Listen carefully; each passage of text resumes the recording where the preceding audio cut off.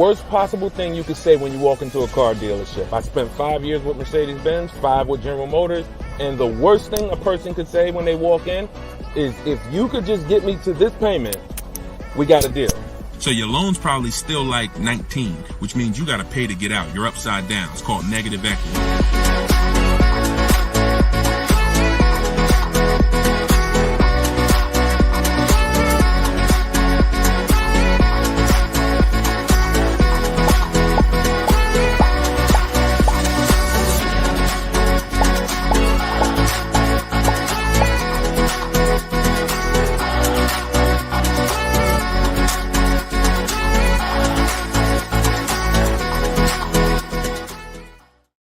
Welcome, everybody. Welcome to episode 7, I believe we're on, of Car Shopping Questions and Answers.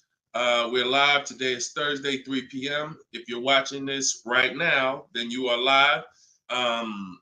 What we're going to start doing is we're going to start letting you know, because we do rebroadcast these shows all day, so you can, catch up on them. You can send friends and family to watch the rebroadcast. But right now, you are actually with us live. So welcome. If this is your first time here, can you type a 1 in the chat? Shout out to the first time people. I just want to see how many people are new. You've never seen me before. You've never been on a live show. Okay, Troop Chat, I see you, Troop Chat. Good to see you. I always like to know, because most of you probably have never been on a live with me before. What's up, Black Hummingbird? Great to see you. So hold on, I got Instagram on my phone here. And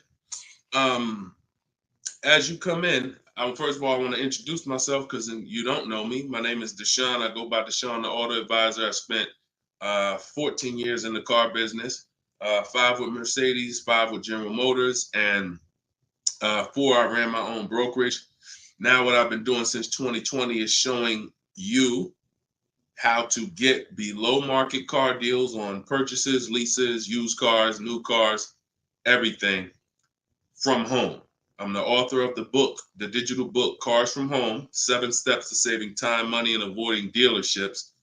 And during the show, for 30 minutes, as part of our welcome offer, you can get your copy for 75% off. It's normally $97, but in my TikTok bio, in my Instagram bio, and in the comment section, you can grab your book. You won't leave the broadcast, so you can make sure you get there before the countdown, but you'll still be here tuned in with us. So I want you to start typing your questions, and then Dolan, who's moderating, is going to pull them into the show, and we'll answer them one by one. Okay? Start typing your questions. I see we already got one from Michelle here on TikTok. Bounce back. Type your question on Instagram. I see you. Type your question in. And could everybody who shares, share? I'm only talking to the sharers. I know who y'all are, and I'm talking to y'all. Shout out to the sharers. And I'm still trying to find out. I might do a giveaway once a show for the sharers only, but I'm gonna have to figure out how to see them. So I got to figure out, maybe you screenshot that you shared, and we trying to do something special for y'all above and beyond, because we can't grow this show without y'all. The ones who tell your friends, the ones who invite your friends, the one who tag your friends, the one who hit those share buttons. Appreciate y'all. So we got something coming for y'all very soon. Okay? So pull the first question, and Dolan, let's get the show on the road. Okay, this one's from TikTok. Leasing and maintenance versus purchasing and maintenance. Great question. So with a lease, most times all you're doing is oil changes, tire rotations. If you got a luxury vehicle or import luxury vehicle, maybe they require like a brake fluid change. Like when I worked for Mercedes, you had a service A, service B, service A, service B. That's how it usually rotated. And the service B was, brake fluid change, but it's pretty cut and dry because it's a new car. So versus purchasing, then you're talking about long-term maintenance. Then you're talking about, which if you got a good car, you're usually still doing those things up front. But as you own it long-term, now you're doing things like, you're doing the recommended maintenance. So you might have a 60,000 mile service, a 80,000 mile service, a 100K service. These are all things that come in the maintenance book. And with the lease, 99 times out of 100, we're not doing that. So, you know, it's a very, I'm not going to say we're not doing that, but if I lease, whenever I lease, I'm not doing those services because we're out of the car way before we ever hit that mileage. So big difference, big difference. All right, go ahead. Next one, Dolan. Let's go. Black Hummingbird, and y'all forgive me because I got a little something trying to jump on me, but I'm just gonna flush it out. Praise the Lord, and we gonna get through this. So y'all see me all congested, it's because I am, but we good. My car was totaled in an accident. Sorry to hear that. How long should I wait before I get another one? How long can you wait? You know, I'm not a fan of shopping with my back against the wall, but I'm a fan of, you know, if you are you going to be in a rental car? Are they giving you a rental? Sometimes you only have 30 days with the rental before you have to pay. I don't know if you have a backup car, but you know, that's going to depend. So what you need to ask yourself right now, because you have to replace that car eventually, I want you to ask yourself, and everyone on here, I want you to answer this question: how many years are you keeping in that car that you're buying? But first of all, who's shopping for a car now, or you will be in the next 12 months? Type me in the comments. If you're shopping right now, like Deshone, I'm in the market right now, or you will be in the next 12 months, type me in the comments. Okay, I see you on TikTok. Anyone shopping for a car? Michelle, she's shopping. Okay, if you're shopping for a car right now, or you will be in the next 12 months, type me in the comments. All right, Black Hummingbird. Yep, I see you. El Rel on YouTube, I see you. Jesus on YouTube, I see you. All right. The first question I want y'all to answer, everybody, is how many years you're keeping the next car? How many years are you keeping the next car?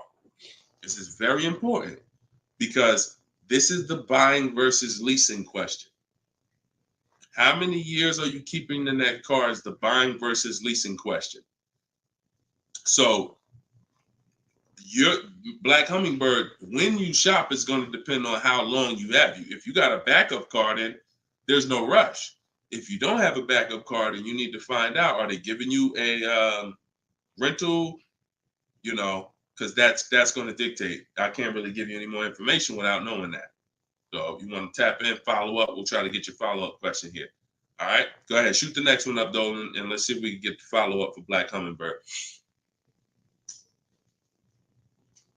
I'm shopping by used. I don't even know what that means. Go ahead, Dolan.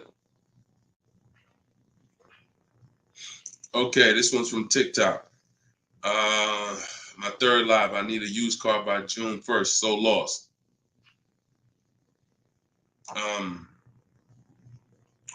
Where you lost? Everyone learns differently. So you have to ask yourself, how do you learn? There are people on these lives, we've already gotten DMs and emails saying that people use the show, they use the strategy, and they got cars. So we've already got, and we've only been doing these shows for a couple weeks now. That's because they can learn that way. Somebody else who can't, you got to be honest with yourself, but I give you the information in multiple different ways. In my book, if you're a book person, in my video library, it's up to you. But if you're sitting here, because everything we do on this show, I try to break it down. No, we don't rush through answers. I don't give y'all one-word answers. Every question, we pretty much take it and we break it down to the nth degree. And some of the things you guys have similar questions, so we've answered them on multiple shows. But you have to know how you learn in order for you to win. Okay? If you're lost here, then you could stick around and we'll continue to do what we do here. But you have to know how you learn. That's why we make information available in a multitude of ways. You see people who have my book. Some people could piece deals together with my social media videos, even though they're all different topics. Used cars, buying cash, leases, they're all different types. So you got to really piece them together. Some people do it that way. It's up to you. But don't just sit there struggling, man. Not at the cost of what it costs. Not at what it costs. All my information is available and it's affordable. Some of it's free, a lot of it is free. But every single product I offer, from my coaching program to my book, it's all affordable. So get in where you fit in, brother. That's really the best advice I could give you. All right, go ahead, Dolan. Shoot the next question.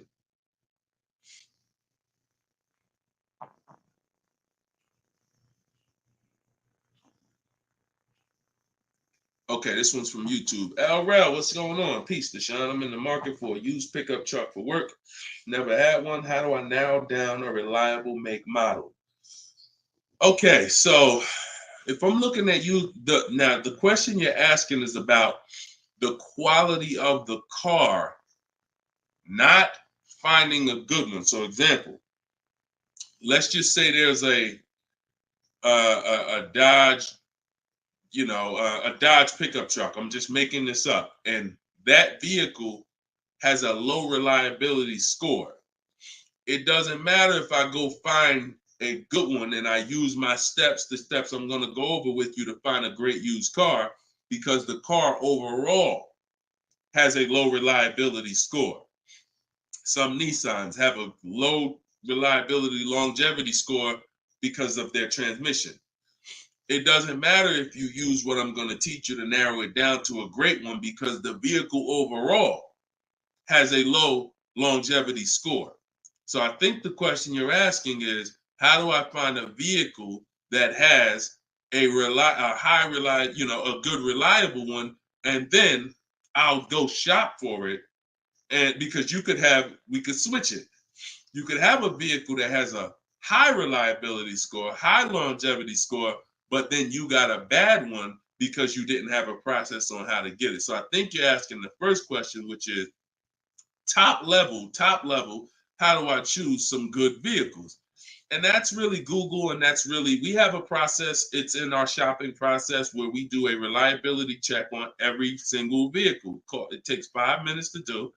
You're going to type in the specific year, because years change. You might have a 2019 that has low reliability scores. In 2020, they fixed it.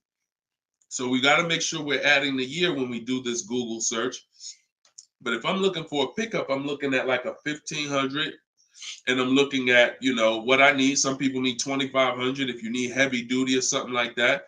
But then what you're doing is typing it into Google, and you're looking at all the competitors. I'm looking at the Toyota pickup. I'm looking at the Dodge pickup. I'm looking at the Ford pickup. I'm looking at the Chevy pickup. And then I'm just choosing, all right, which one of those do I like? All right, I like those two.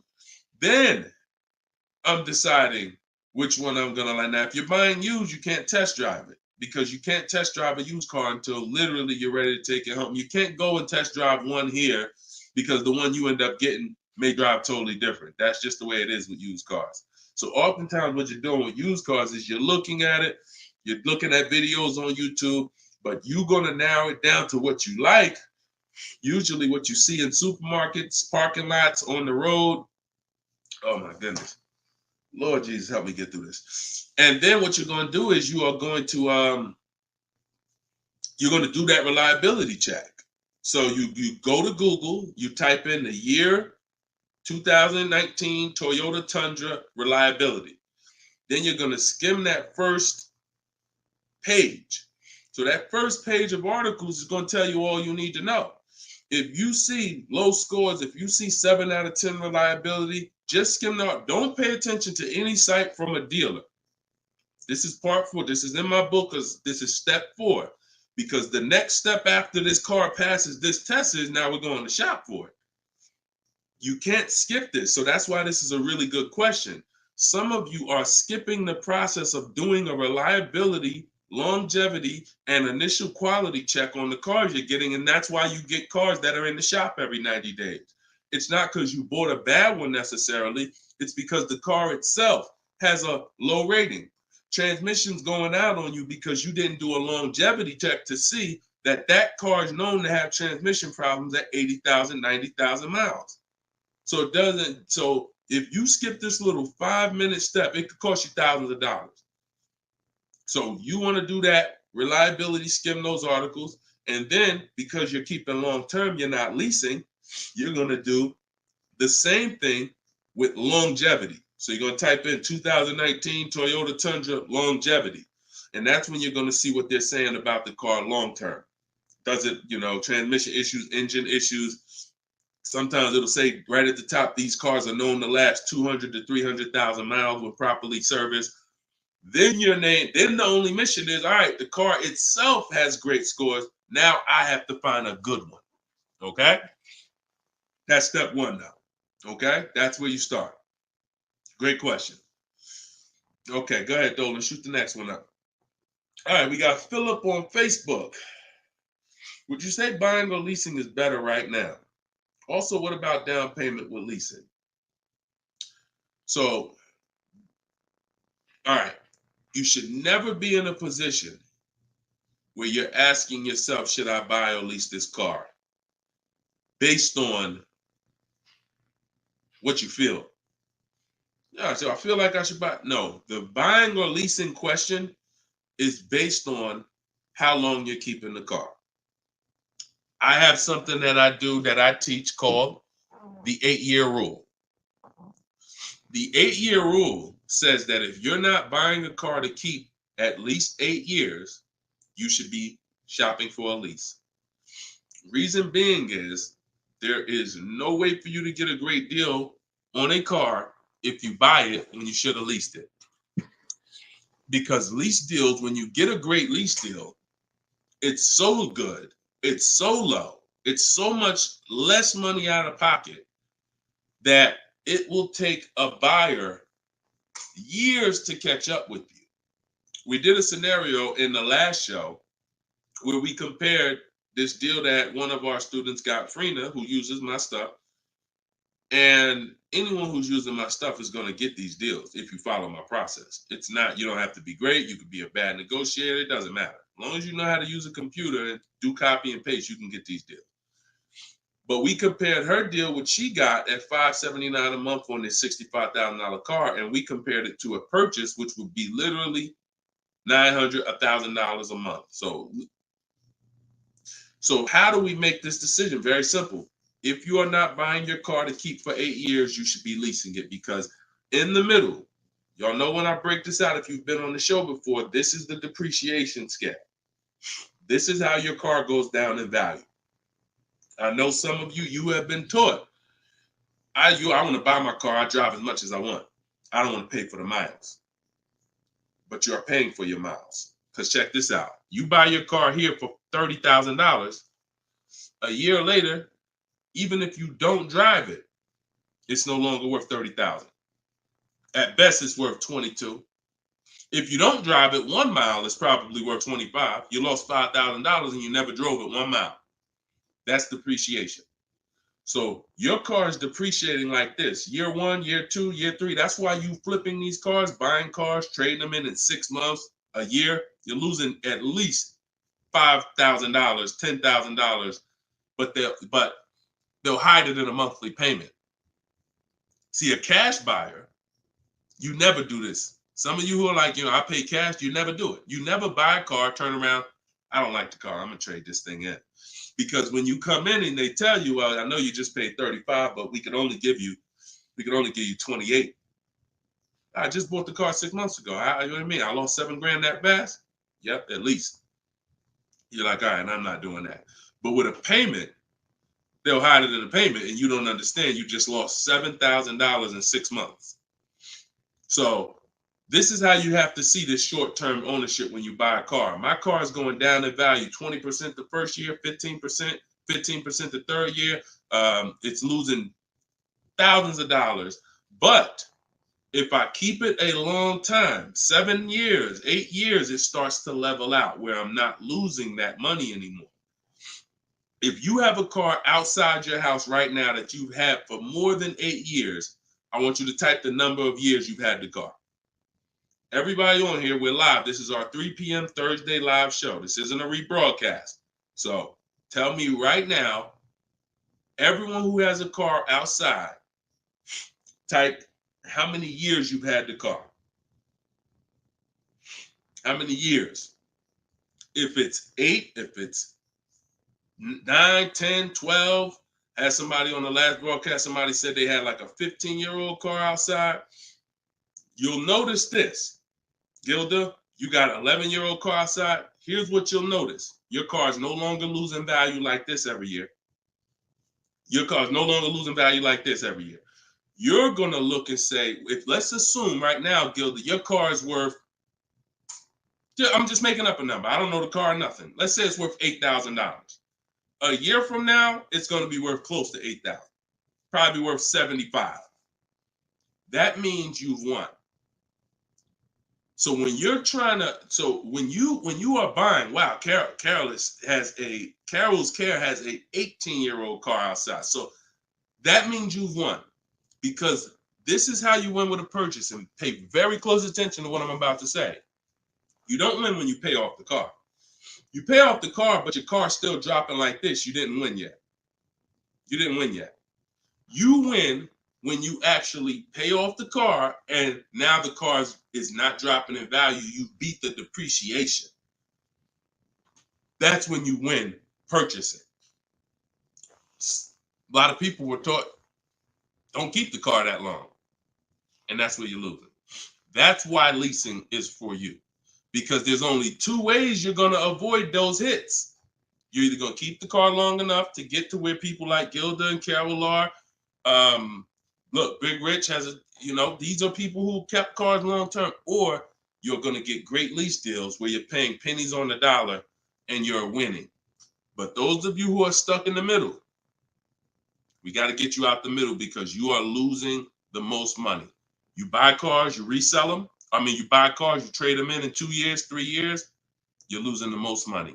You lease, but then you buy the lease. You're losing the most money. You're stuck in the middle. You got to pick a side. There's only two ways to win. Great lease deals, long-term ownership. Anything in the middle, you're losing thousands and thousands of dollars in depreciation. All right, we clear? All right, perfect. Shoot the next one up, Dolan. I see you, Luscious. I purchased the book. Awesome. Congratulations. Enjoy it. This whole show is sponsored by my new book, y'all. It's called Car Shopping. It's called Cars from Home. 7 Steps to Saving Time, Money, and Avoiding Dealers. So we have a welcome special. So you can get your book for 75% off the whole broadcast. Well, 30 minutes. It's normally $97, but you can get yours. We're rated 4.94 on Goodreads. You can get yours for $24 as long as you get to my bio before the 30 minutes expires. And $97 is a great price. Because here's the thing. I got a lot of books on my shelf. I cannot tell you a lot of books that saved me a lot of money. And my goal for this book was to be one of the books where you look at and say, man, this book right here has saved me thousands and tens of thousands of dollars. And that's my goal for the book. And we've been doing well at that. So, all right, this one's from Instagram. Mission Green. I'm in a purchase for 2 years with negative equity. Want to get into a lease. How can I walk away with the least out-of-pocket cap? So, you're in a purchase right now. You realize, Deshone, I'm not keeping my cars 8 years. I want to transition to a lease. Okay, so what you're going to do, the first thing you're going to do is an equity assessment. Equity assessment is when you find out you're going to get the highest bid, because we never sell a car. We don't trade cars. We never replace a car without getting bids on it. We never buy a car without getting bids on it. We never take a loan without getting bids. So what we are doing is we need to get bids, because bids are going to tell us what is the highest offer we can get for our car, which means that would be the smallest amount of negative equity we could possibly have. So as you get these bids, you're going to get your payoff from your bank, call your bank, get your payoff, then go to CarMax. We like to get 6 bids.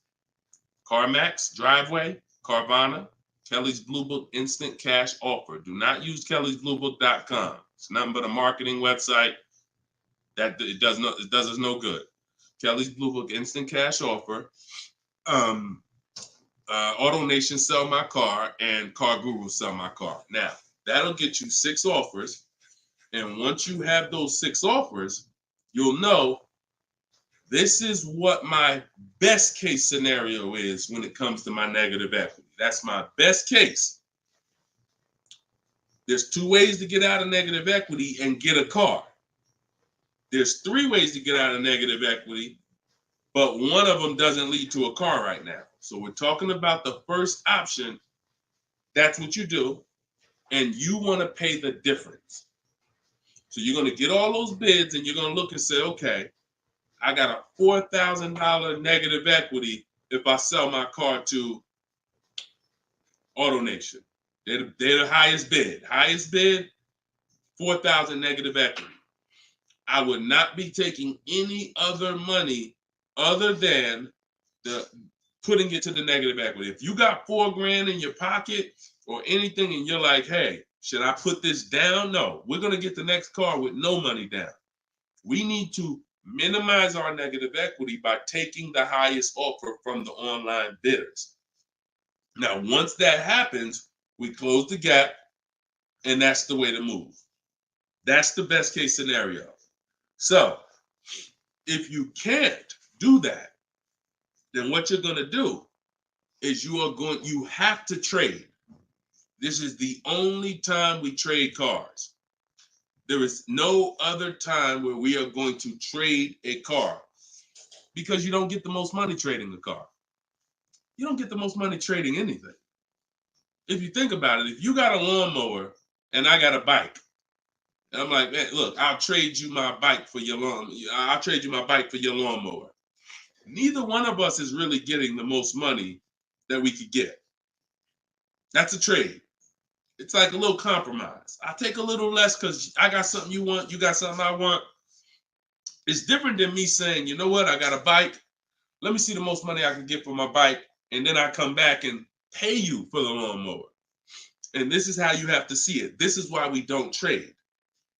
Because when you trade, you're not making the buyer win a bid. You're not making the buyer bid. You're just saying, whatever you could pay me, I'll take it. That's why the first option I just laid out is the best option. But some of you don't have the cash to pay the difference. So you have to now forget about the old car right now. You shop for your new car and you get bids. So let's just say in that example, I find out I'm you. I can't cover the difference and sell to the online bidders. Now I'm going to start shopping for my lease. So let's say I'm shopping for a Jeep Grand Cherokee. I get my offers. I find out who wins the bid. I identify you're the highest bidder, and I'm going to that dealer and saying, okay, you're the best bid. Can you tell me what you could pay for my old car? I'm not telling them what I owe. That doesn't matter. I'm just seeing, what could you pay for my old car? And then I'm going to have them get an offer. Now, it's not, in 99% of the time, you guys, it's not going to be what you thought it was. If your highest offer over here with the online bidders was 22, do not think that dealer who won the bid is going to say, I'll give you 22. They probably say, the most I can pay for it is 20.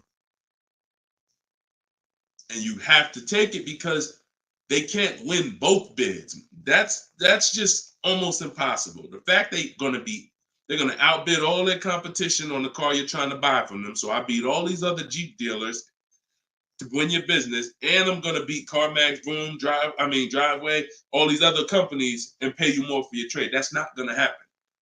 So that's why I say the first option is the best, because the second option, you're going to have more negative equity because the dealer cannot pay as much as the online bidder. So now that's what you would do, and you would tell them, okay, please add it to my deal, and you'd have to roll it into the lease over there.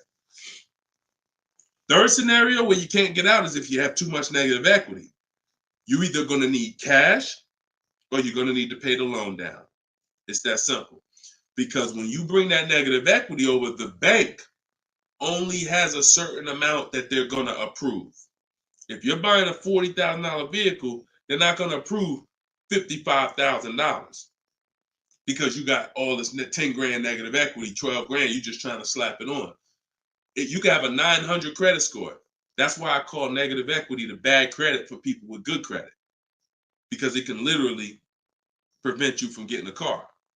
So that's when you have to pause, or you got to put money down to try to get within the loan to value ratios. And that's why I say stay out, get out of negative equity and stay out of it. And 99 times out of 100, the reason for your negative equity is you don't lease. You don't lease. You buy cars, you take out 5-6 year loans on them, God forbid longer, 7 years, 8-year loan, and then you trade those cars in before the loan's paid off. That's what's happening 99 times out of 100 to cause people negative equity. And we got and that's the cause. So I just gave you the solutions, but I also want you to know the cause. And that because you're already moving to a lease, you already understand, which is good for you. You already understand, all right, I'm not buying cars anymore until I want to keep something 8+ years. I'm going to start leasing. So this should be your last time ever having negative equity. Okay? Great question. All right, Dolan. Let's throw the next one up. Great question, Mission Green. All right. We are live, y'all. It's our Thursday, 3 p.m. live show. Shoot your questions in. Dolan's going to pull them in one by one. We're going to try to get through as many as we can. What's the best way to start about negotiating from the online price? Is this for a new car or used car? This is RT. I don't want to mispronounce your name. How do I get your book? S. Lewis, it's in the comments. Dolan, can you make sure we got the comment for S. Lewis here on YouTube? For those on YouTube, in the comment, we should have a pinned comment where you can just click it. You go to deshonsbook.com, or you might be watching us on a screen. If you're watching us on a television screen, you can scan that QR code with your phone, and you can get it that way. If you're watching us on TikTok or Instagram, you can go to my bio. There's a link in my bio, and you can grab your copy. And you won't leave the broadcast. You'll still be able to hear us, but you can get your copy before that 30 minutes expires and the book goes back up to $97. Okay, when are you really live? I'm live right now, TFD. I don't want to mess up your name. So, all right. So I can't wait for you to answer, but what's the best way to start negotiating from the online price? So let's just assume are you talking about a used car? If you're talking about a used car, here's what you got to know. There's two types of dealers. One dealer posts great prices and sells cars very fast. That's I didn't witness this until I worked for a Lexus deal. I worked for Lexus for like 6 months. It wasn't for me. Great car, but it wasn't for me as far as the dealership. It's just I had already sold Mercedes. Mercedes was a little bit more exciting clientele because it's just a bunch of different people. There's luxury people, there's sports people, there's performance people. So I went back to Mercedes. But what I saw with this dealership was big on volume. Great price, not going to mark the car up a lot. So if you come in thinking, or if you call thinking, hey, take $3,000 off because you're programmed to negotiate, you're not programmed to know a good price. See, when you know the used car market, which is what I teach, this is what I teach in my book, it's what I teach on the show. You need to know the used car market because, and remember what I'm about to say, this is very important. What's hurting you is you don't even know a deal when you see it. I've had people who are looking, I'm literally making them an offer that I know the dealership is daggone my manager don't even want to do this deal, but they need it. We need the deal. We behind on our numbers. I'm selling the car. We ain't making, it's like pretty much a break even triple net deal. And they're still looking and questioning it. There's nothing we can do. And the reason why I never get in that situation, and the people who listen, if you listen to me, you'll never be in that situation, is because when you have multiple offers, you know a deal. See, the reason why those people would question if this was a deal, they didn't have enough offers.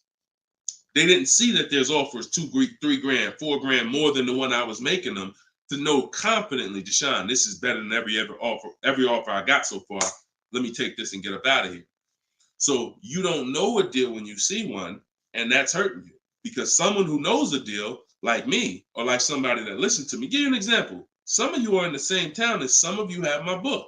And some of you are actually shopping for the same car that someone else on here is shopping for. that means y'all are competing.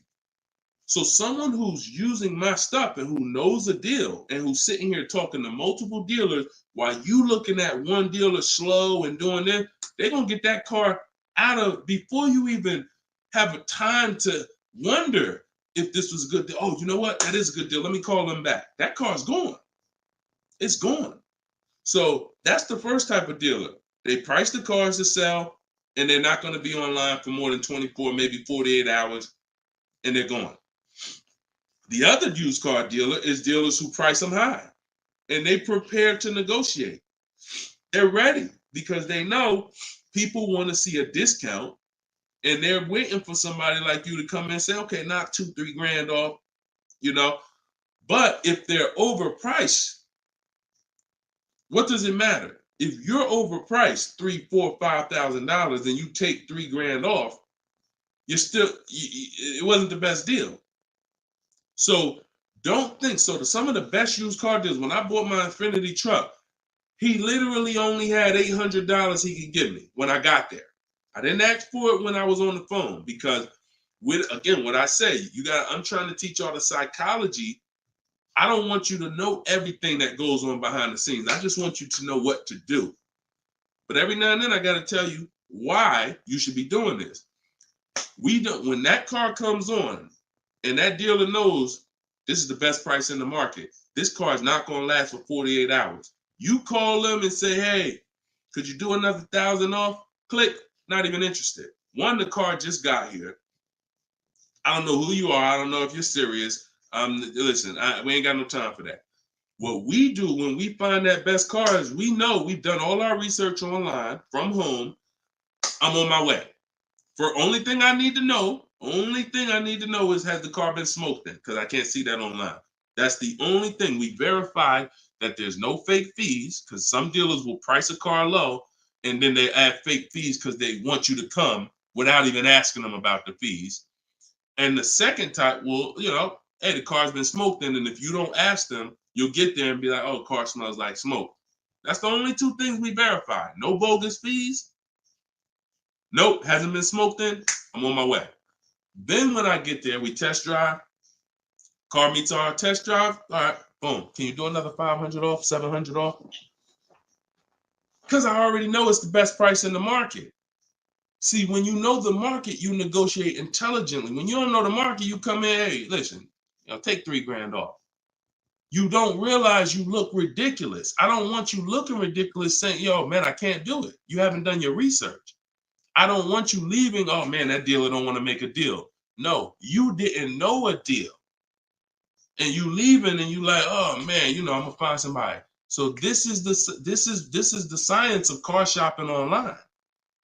This is the science. You gotta be able to know, is this car the best price in the market? If so, I'm not gonna ask for any discount until I get there.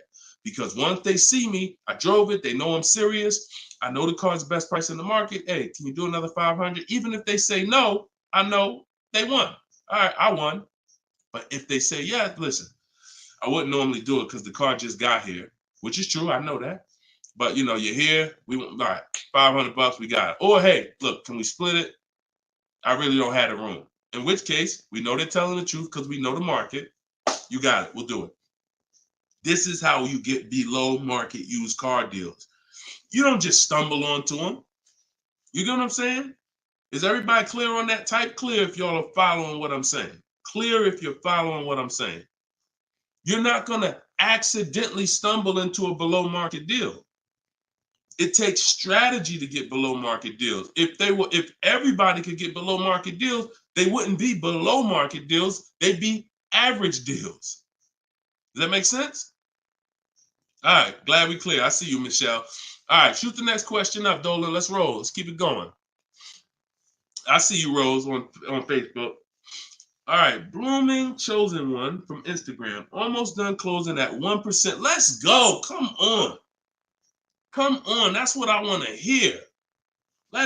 Come on. If y'all don't understand, Blooming Chosen One is about to close a 1% lease deal.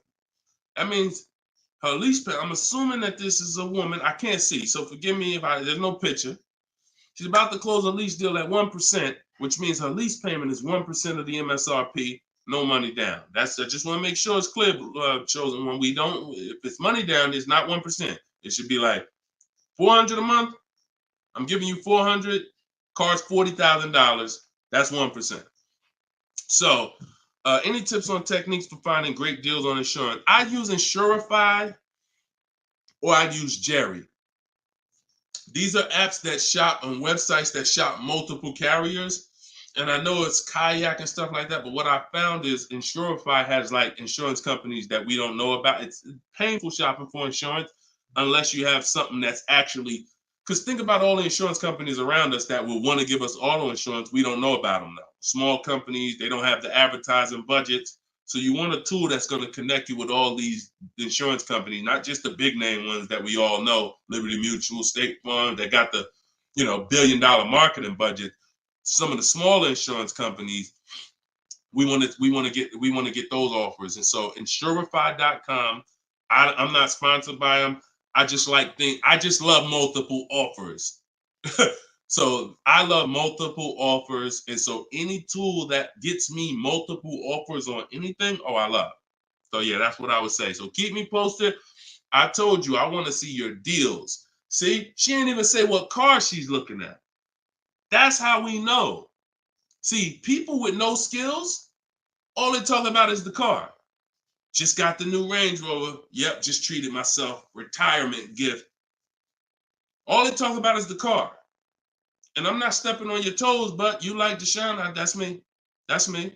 I know who I'm talking to. When you start getting skills and buying cars, making people bid 90 minutes from home, using my systems, the first thing that you're excited about is the deal. The car is second, but the deals, once this deal's closed, now I'll get excited about the car. All right, good job. Great job. I love it. Go ahead, shoot the next one up, Dolan. All right, from TikTok. Is it true that there is no need for down payment? That if you do it, it goes to the salesperson's commission. If you do it wrong, if you are doing a down payment, it's between you and the lender. If you go in and you're a payment shopper, then your down payment is usually going to go to commission. A payment shopper says things like, how much does that car cost a month? Okay, that's a little high. Could you get it to, could you get it like under 6? As a payment shopper. No idea about the numbers, just talking about payments. If you stop doing that, and if you've done that, see, I don't want to, look, I hope we're building a community here where people could be honest. If you've done that, type ouch in the comments. If you've gone into a dealer, looked at a car, and said, how much those run a month? What kind of monthly payments are on those? And I know that there's some people who are not gonna be honest, but this is how a lot of people shop. It's a payment thing. Yeah, okay. I appreciate it. I see. All right. I see we got some. All right, we got some people being honest in here. I see you. I see you, Michelle. I see you, Bye Lion. Not Michelle. So that's where you get in trouble. So what do you do outside of that? You separate the payments from the car. The payment you handle when you're shopping for, look, Byron on YouTube said, ouch, just experienced this past weekend. It's terrible out here. It's great out here for us, okay? It's terrible when you have no strategy. It's terrible if you're winging it. It's great out here for us. Like, and I'm not even saying that, underplaying that. Like, I've been doing this so long, and I got just so many people that done learn from me, and so many people getting cars. I got a private group, so I get to see this stuff. You know what I'm saying? I get to. If you guys been on these shows, I share people's stuff. I share Tope stuff. Greg's deal. This is our book, 4.94 on Goodreads. Get your book 75% off, or you can wait and miss the 75. You can pay 97. Either way, it's worth it. Either way, but $24 is better than $97. In my TikTok bio, you got 30 minutes, or in my Instagram bio. But check this out, Kimberly's deal. She saved 20 grand off her Maserati. Look, Bonita, middle of the pandemic. So we've been hearing since we started this whole thing, yo, it's terrible out here. Man, there's no deals out here. Middle of the pandemic. Look, December 2022. Blood in the streets. Kia Telluride, one of the most popular vehicles of the last 3 years. Bonita, from home. Kia, 2023. 600 down, 600 a month. People paying $800-900. It's people right now that's going to watch this broadcast that has this particular car paying $700,000-900,000 a month for it. This same vehicle. So, Charles, Hyundai Palisade, top 5 most popular vehicles the last 5 years in this category. Look, $597 a month, $48,000 truck. So it's what you know. In fact, it's what you don't know. So I would tell you, yes, when you are winging it, when you shopping, when you just winging it, yeah, Byron, it's gonna seem like, man, it's horrible out here. When you step back and start using my bidding systems and letting these deals come to you, letting loans come to you, you're gonna feel like you're in control. You call the shots. Okay? So that's what I want everybody to know. It's all perspective. You know, somebody who's never had a fight in their life may be like, oh, shoot, I'm gonna lose this fight. Mike Tyson, he's not worried about losing a fight. And I hope he's not throwing this fight. So, another end. It's all about what you know. You learn better skills, you get different results. You keep the same skills, keep shopping like our grandparents shop, keep shopping like our parents shop when there was no internet, keep shopping like it's 2005, you're going to get those same results. All right? Everything I'm talking about, y'all, is in my book. This whole show is sponsored by my book, Cars from Home, 7 Steps to Saving Time, Money, and Avoiding Dealerships. My whole shopping system is in there. You can get yours in my bio. I just said that. So go ahead, Dolan. Shoot that next question up that you had up on the screen.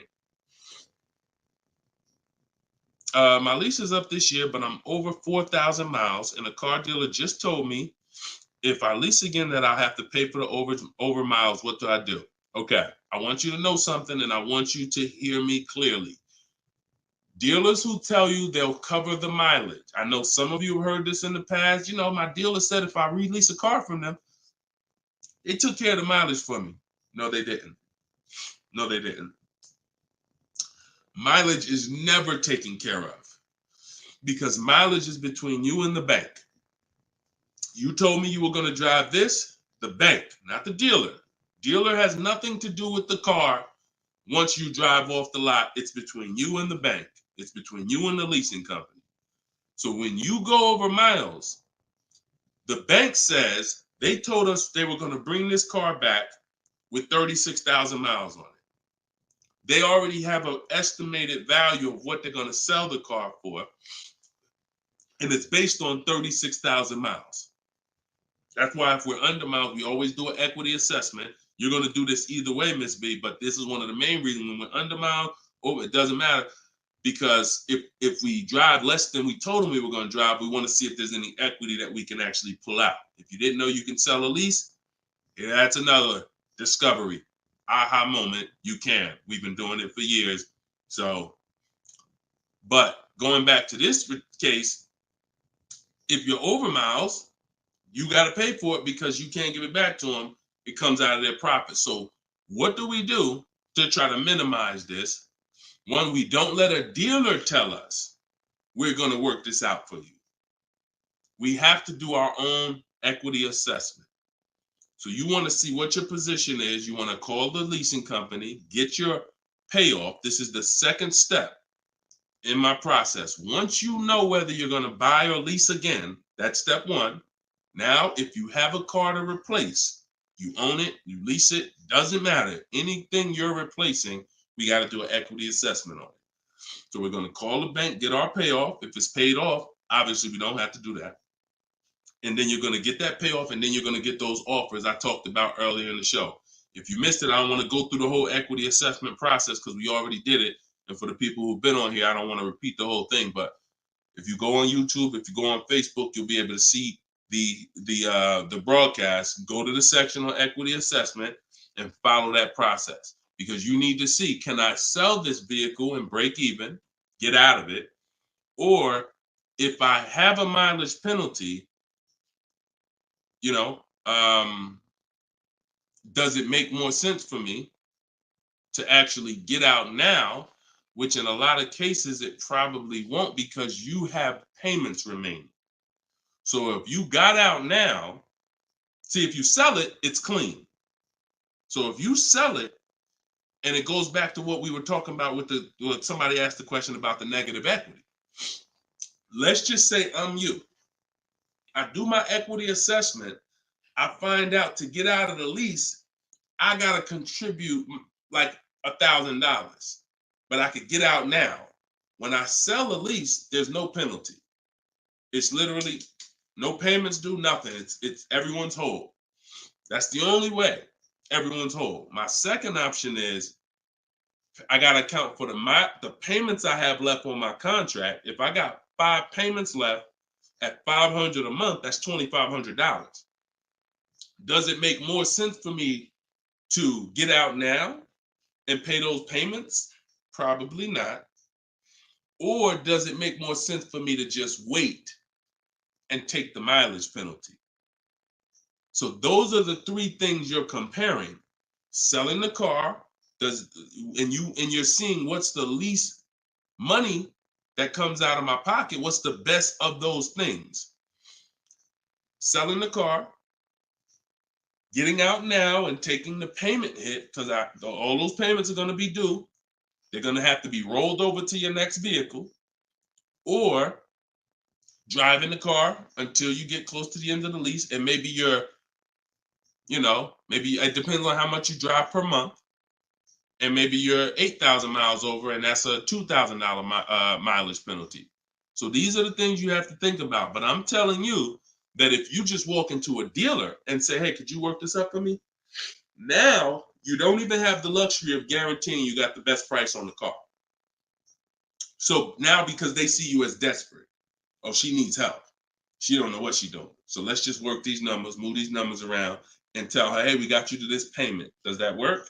Now you're a payment shopper and you don't even know. Just give me to a monthly payment that makes sense. You didn't realize that you overpaid, and they're packing that deal, and you overpaid by probably $4 or $5 grand because you wanted to let them do it. So those are 3 scenarios, and it all starts with the equity assessment. Because like I said, you might be able to do that equity assessment and find out, oh, I could come up with $1,000 and I'm out of this thing clean right now. Or you might break even. It depends. That's why it's always an equity assessment. Equity assessment is probably everything in our process is important, but my God, skipping the equity assessment, you're skipping probably half of your transaction. Okay? And if you don't know how to do equity assessment, watch the show earlier. If you have my book, it's all in there. It's up to you. Go ahead, Dola, shoot the next question. Bought your book. Thank you for doing this. Thank you, Michelle. Enjoy it. Use it. Use it and win. For the rest of your life, use that book. And it's a digital book, so you don't have to worry about when it needs updating. I just update it. You'll open it one day. Like, let's say you get your car now. A year from now, you open up that book and you're like, all right, I need another car. My spouse need a car. My child need a car. Man, wait a minute. There's different stuff in here. That's why you always keep the email I send you with the master link in it, because that's where I update the book. All of you who got the book, when you download it, don't save the email, because when you click that master link, that's where I update the file whenever something changes. So, and I couldn't do that with a print book. I can only do that with a digital book. Yeah, don't worry. I don't do trades, J. Paul. So if you ever see somebody selling crypto, all of that, like anybody with a decent amount of followers is going to have knockoff accounts. Like, I do car education. That's all I do. I don't do crypto. I don't do none of this other stuff. It's been fake Deshone the Auto Advisor accounts since we was on TikTok. We got 1.5 million followers on TikTok. The fake Deshone the Auto Advisor account started popping up. Nothing we can do about it. You got to watch it, though. Watch it. Okay, this one's from Instagram. Considering a lease of a Lexus electric vehicle. First time lease customer. Do you have any advice shopping for a lease premium electric vehicle? Same process. Same process. My system doesn't change. I'm gonna tell you, there's only one scenario where it changes, but electric cars, look, doesn't matter. Look, Look at Sean. Bids. F-150 XLT electric. Bids. $73,000 vehicle. He got it for 57. He saved over 20 grand. Bids. That's electric. Electric. You don't know what rebates there are. You don't know what's what. Rolls Royce. Bids. Popular cars. Bids. Exotic cars. Bids. Doesn't matter. Process is the same. The only time that bidding is not called for when purchasing the car is with Tesla or any manufacturer where the price is set. No matter where you go in the country, it's the same price. You buy Tesla in New Jersey, same price in California, same price in Minnesota. One price all around the country. You order the car. That's it. I don't care if you have GM supplier pricing. That everyone's doing a different price. Some people are not going to tell you. They won't tell you what the rebates is. Some people, oh, Deshone, I'm a Ford employee. I get Ford special pricing. Bids. Because 80% of dealers are going to lie and not give you the real Ford special pricing. Everything is bids. Put everything under there. All right? Go ahead, Dolan. Shoot the next one up, brother.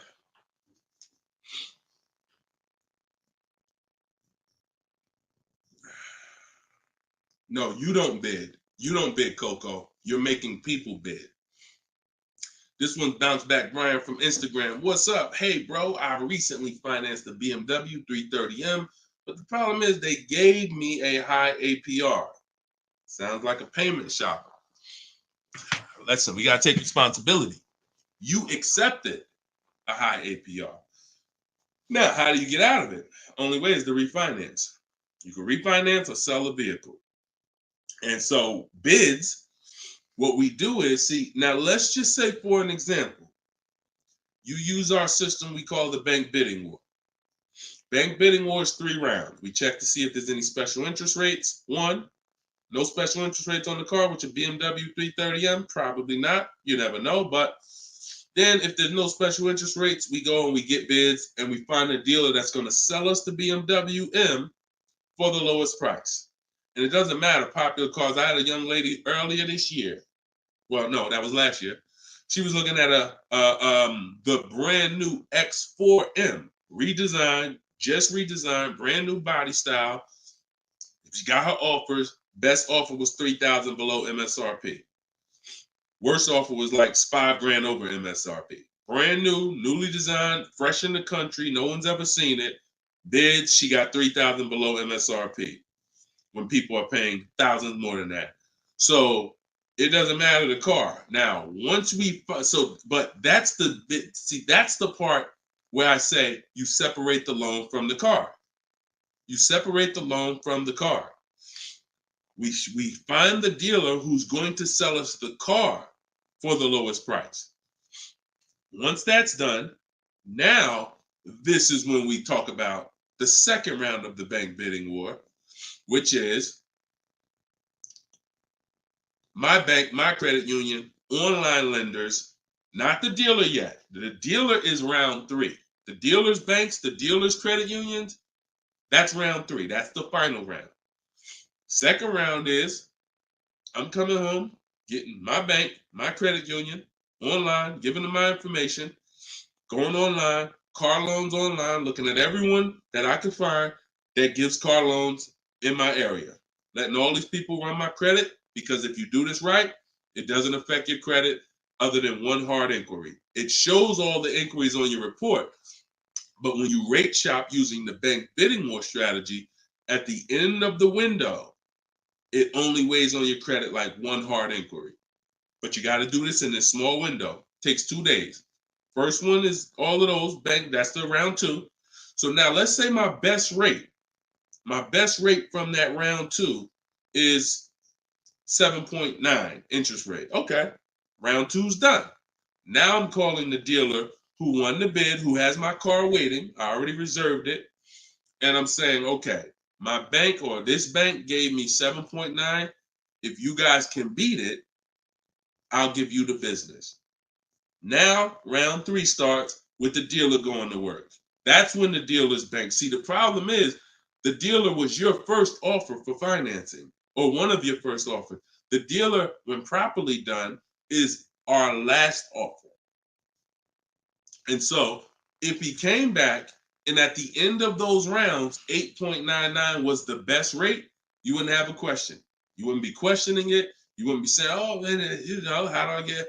You would still be considering refinancing because that's still the solution. Whenever rates get lower, you refinance. But you wouldn't be it wouldn't be they gave me that. It would be that was the best rate available at that time. So that's why you need to get bids for future reference. But in your case now, all you can do is find somebody to refinance the loan. And that's what you do. Type in car loan refinance online. Call your bank, call your credit union. Hey, I'm looking to refinance and see if they can be 8.9. Okay. For future reference, though, bank bidding war. Okay. And that's we gotta we need to. I want to get you to the point. You gotta. It's up to you. Use this. Everything I'm telling you is simple. Nothing I'm telling you is rocket ship building. This is all simple online processes from a computer. We got grandmothers doing it. We got introverts doing it. Doesn't matter. We don't even talk. Has anybody heard me say anything about talking? No. We're using online tools to get these processes done. That's why they work for everybody. If you had to talk, then yes, you could mess it up. But this is for the future reference. We want to guarantee that we got the best price. And the only way we're going to do that is with bids on everything. Okay? Go ahead, Dolan. Next question. Great question, though.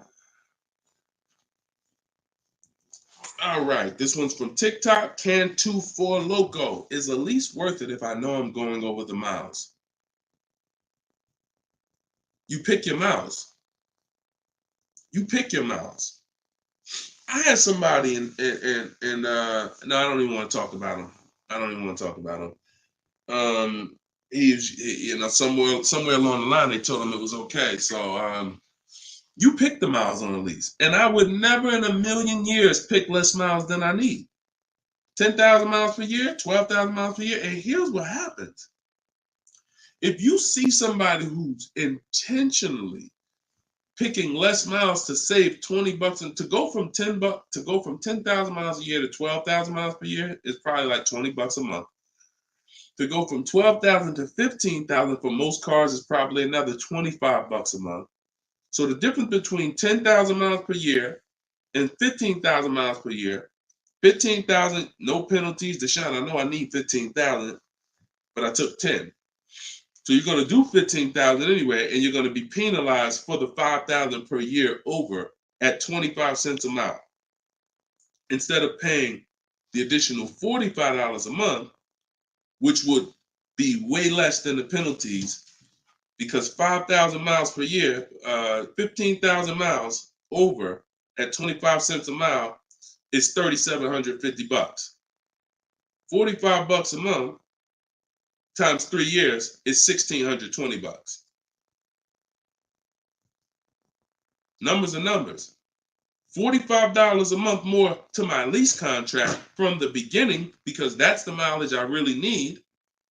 I'm paying $1,620 extra over 3 years to have a comfortable lease experience, no penalties, and I can enjoy my lease. Versus taking 10, knowing I'm going to drive 15, and then looking and saying, Dad, I'm over miles by 15,000 miles, and how can I avoid this almost $4,000 bill that's coming? Choose your mileage wisely. Deal structure. Step 3, I got a whole step in my process on deal structure.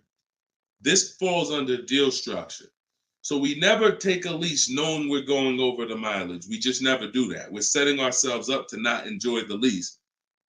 For what? That's it. Step 3 in my process, I got part of deal structure. I got a section in my book on this, is choosing your mileage wisely, where you look and estimate how much you drive, Or if you have a car, you just look back and say, all right, I drive 12,000 miles per year. You can look back at what you drove. If you don't have a car, then you're just going to look and say, all right, how many miles do I drive to work? Okay, and you add the miles up, and you'll see throughout the year. Oh, plus I'm gonna take a vacation. I want to go down. I want to go on vacation 2 times a year. That's gonna be another 1,000 miles each. All right, perfect. I need 14,000 miles a year. It's a 5 to 8 minute exercise, but you haven't been taught to do it. So there's nothing in my. I don't skip anything because I've been doing this since 2006. I've seen thousands of scenarios working in dealerships, General Motors, Mercedes, thousands. And every time I see something that is horribly wrong, that's costing somebody money, I just made sure I added it to my process. Okay, I'm gonna make sure anybody who listens to me doesn't do that, because this is what happens when they do that. So we got to choose our mileage wisely to actually enjoy our lease. Okay. All right, y'all. Look, we hit 1 hour and 6 minutes. I'm gonna wrap it. I usually try to go like 1 hour and 15 minutes, but as y'all can see, I'm actually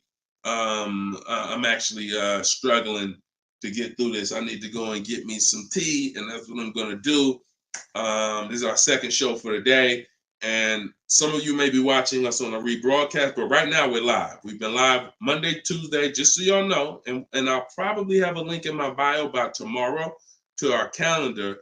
But most days we're going live Monday and Tuesday, Thursday and Friday. We're going live at 12 noon Eastern time, 3 p.m. Eastern time.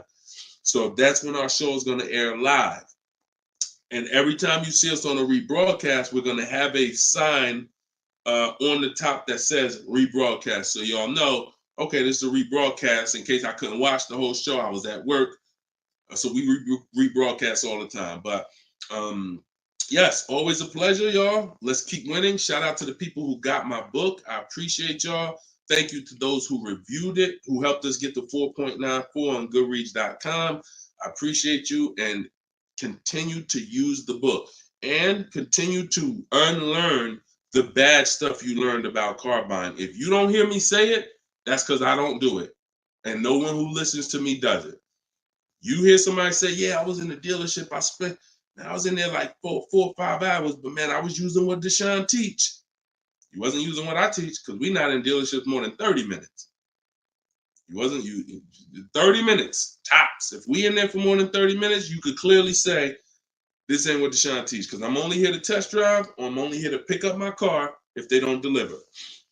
That's the Cars from Home way. So you can get your book in the bio, 75% off, as long as you didn't miss the countdown. Even if you missed it, it's $97. Great price, but all right. Let me get up out of here, y'all. And always a pleasure. God bless y'all. And make sure you like and subscribe if you enjoyed the content. Tell a friend. All right. I'll see y'all on the next show. God bless you all.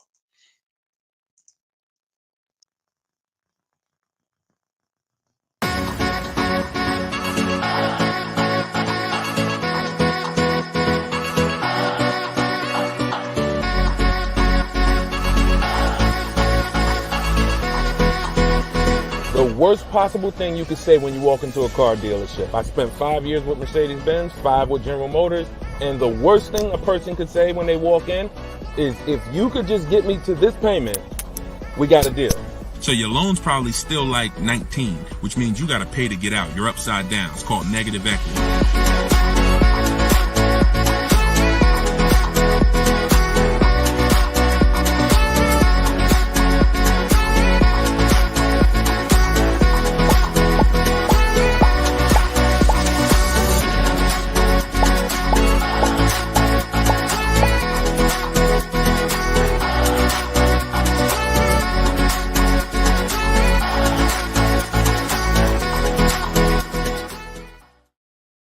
What is going on, everybody? Welcome to episode 9.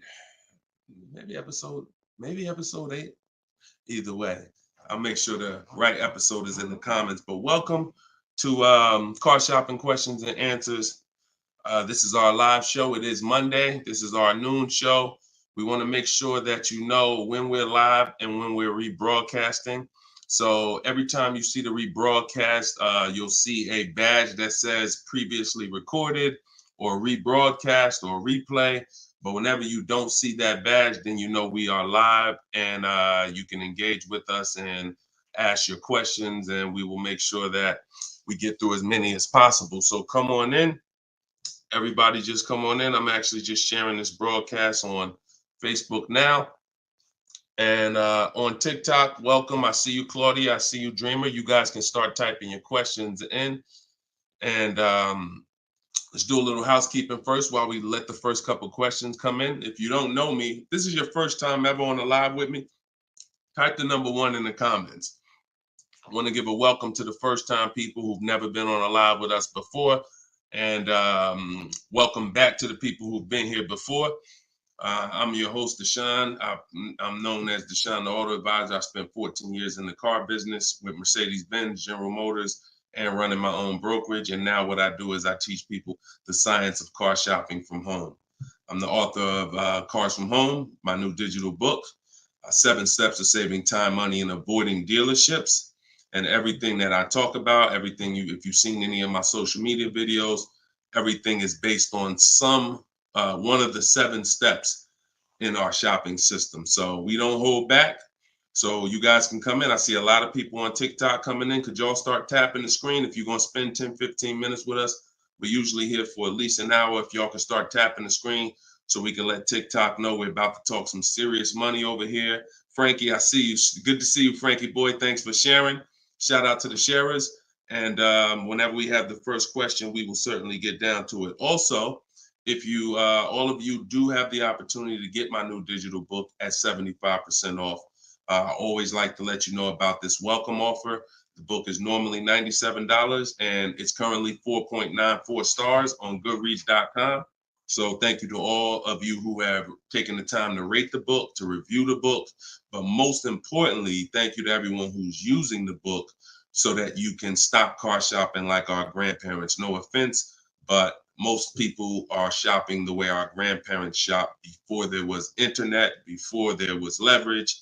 And my mission is to show anyone who's willing to listen how to stop doing that and how much money that's costing them today. All right. Did we get the first question yet, Dolan?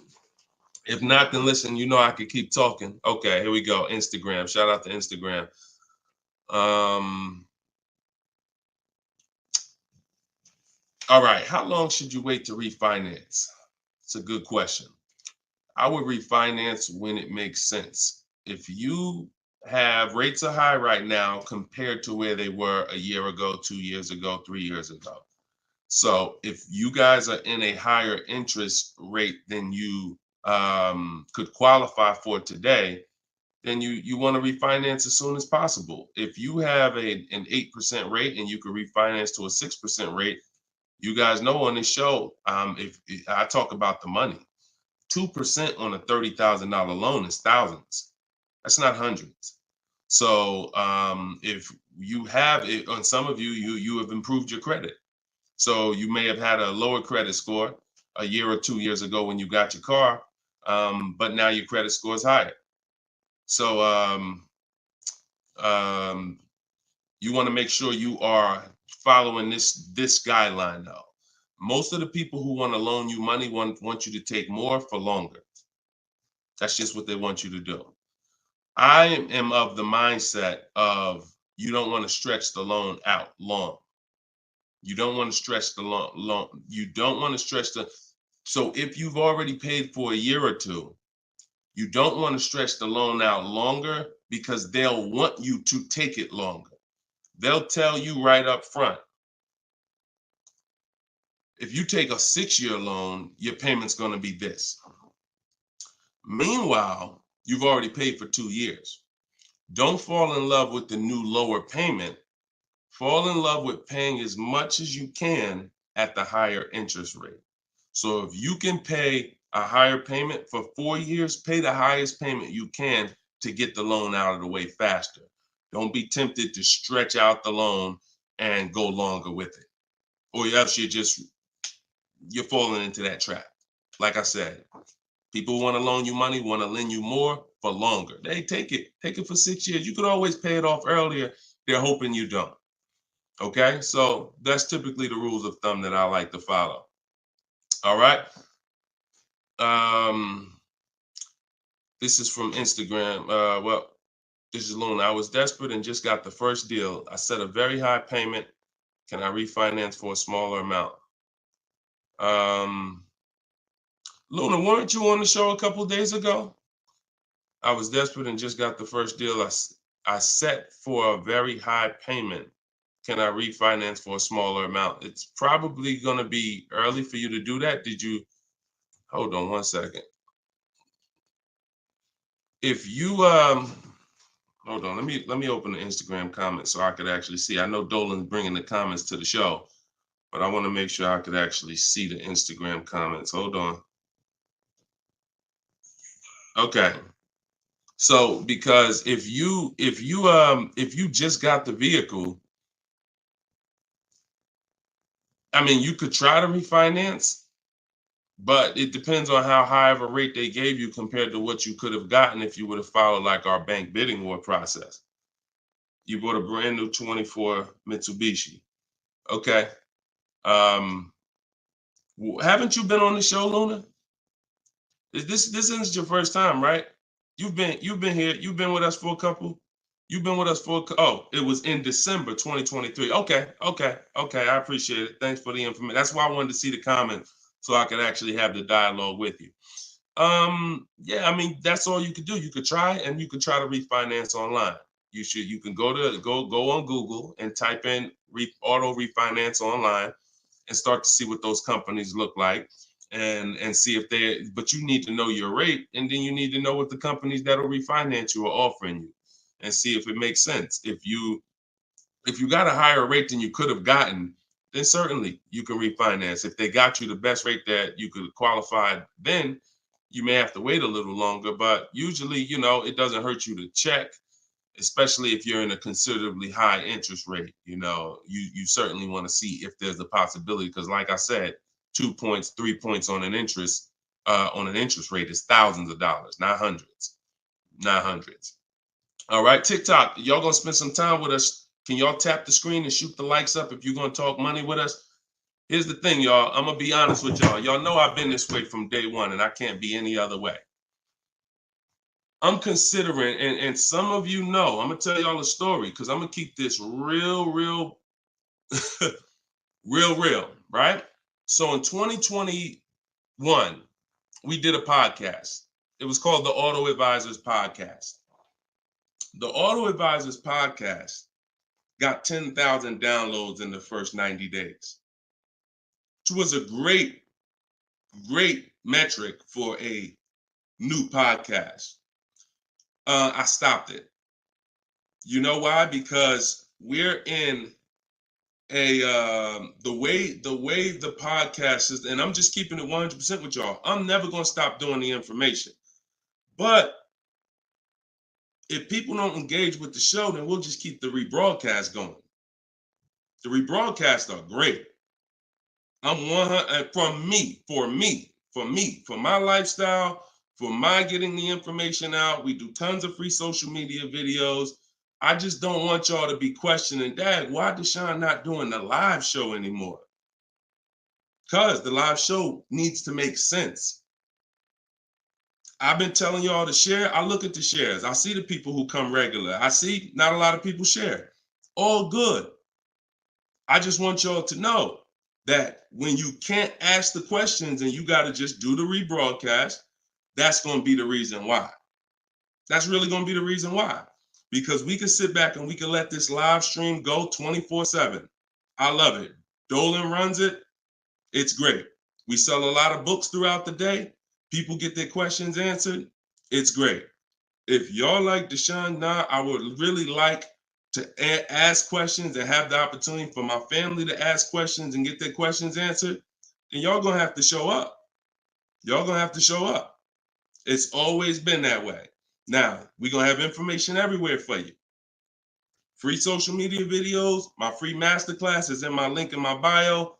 But if y'all want to keep this show going this way live and not just see 24/7 rebroadcast, then y'all gonna have to make sure y'all show up. And if we don't see the likes and we don't see the shares, then it's all good. That tells us everything we need to know. because there's nobody out there doing what we're doing right now. So if it was 20 other people doing these shows, then I understand. We got to make sure we're better than them. There's nobody doing what we're doing right now. So it's up to y'all.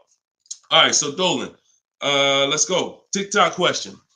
Can I get a new lease with no money down and get the same car payment monthly, turning my lease in soon? But that depends on how good you're going to shop. See, if you got, a lot of people are going to be fooled into this conversation. Car salesman calling them saying, hey, I could get you out of your lease, keep your payment the same, and you'll be good. That's the conversation they're going to go for. Now they're going by 2021 and 2020, well, really 2021 payments, which were the highest in history.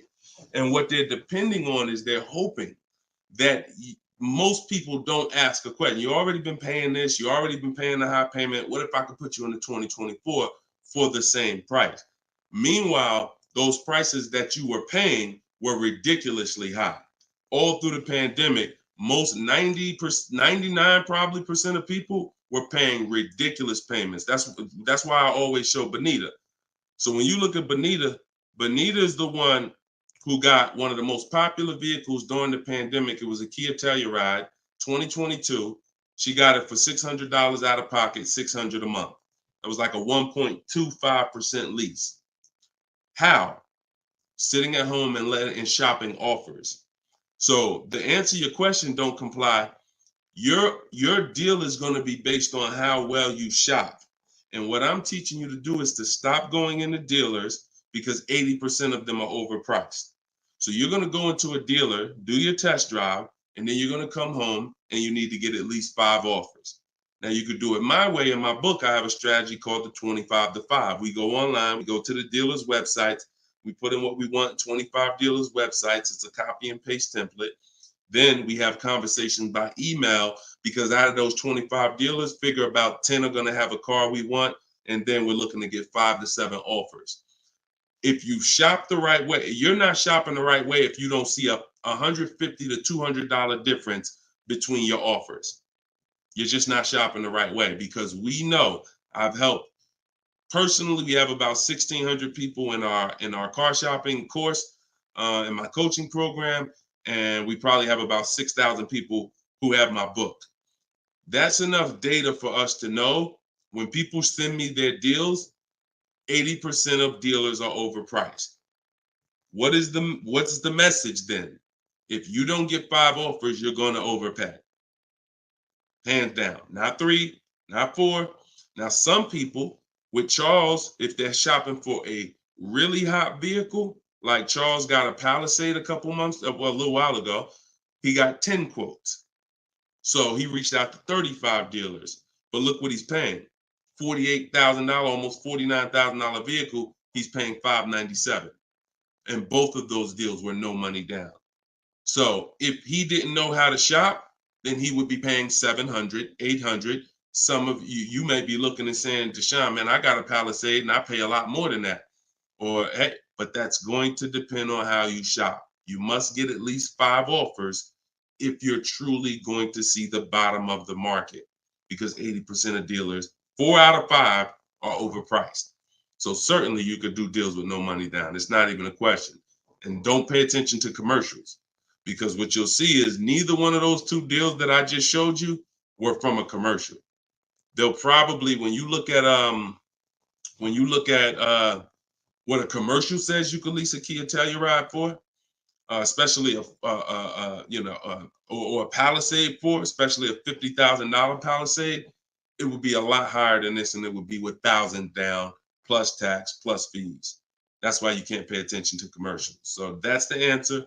Don't pay attention to commercials and get at least 5 to 7 offers. If you do it my way, it's quick. Takes about 20 minutes to contact all the dealers, and then you're using my email templates. Because what you got here, this is very important, you guys that are going to have conversations with dealers by email. You must know how to keep the conversation on your terms. You must know how to keep the conversation moving forward when people ask you, hey, can we get on the phone? Hey, can I get your phone number to call you? Hey, when can you come in? You must know how to have the conversation stay on your agenda. That's why I wrote the scripts. But even if you're not using my book and my scripts, make sure you are committed to staying the course, that you're not getting on the phone, you're not coming in, and that you're going to be shopping from home. Okay? Because salespeople will try to get you to come in. All right, go ahead, Dolan. Shoot the next one up.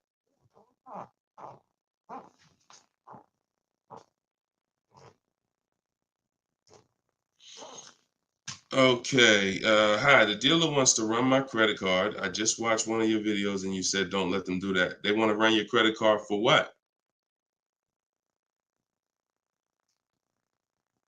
Let's give Bless the chance to type. Are you purchasing something? They want to run your credit card to run your credit? Or did you mean they want to run your credit? What are they trying to run your credit for? I mean, your credit card for. Now, if you have made a deal with somebody, when we make a deal online, oh, you mean running your credit? For what? What's the purpose of you running my credit? And that's not even what the ad. See, when you request your offers, you're requesting your offers by email.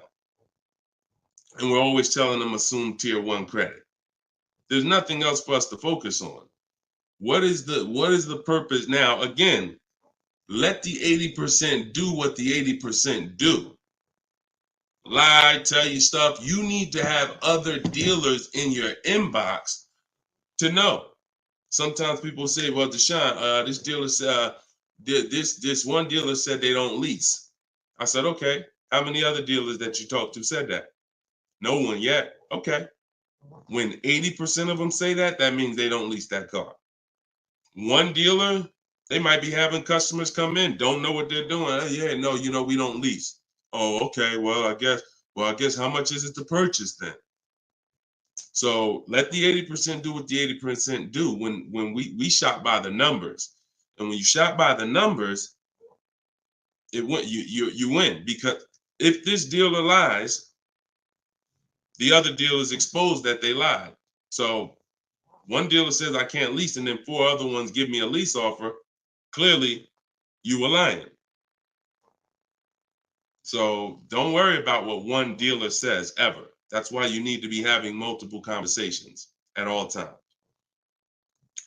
Trying to get my payoff, my car finance. Shoot Jerry's. Can you put Jerry's question up from Facebook here, Dolan? Okay, trying to get my payoff. Thank you, Dolan. My car finance company says contact dealer. Should I contact dealer? What the heck kind of broke leg, half-wit finance company you with if they telling you call a dealer for your payoff? What's the name of the company? What's the name of the company? You got to realize how the banks is in bed with some of these dealers, and you're going to understand that. The dealers couldn't have did Hyundai.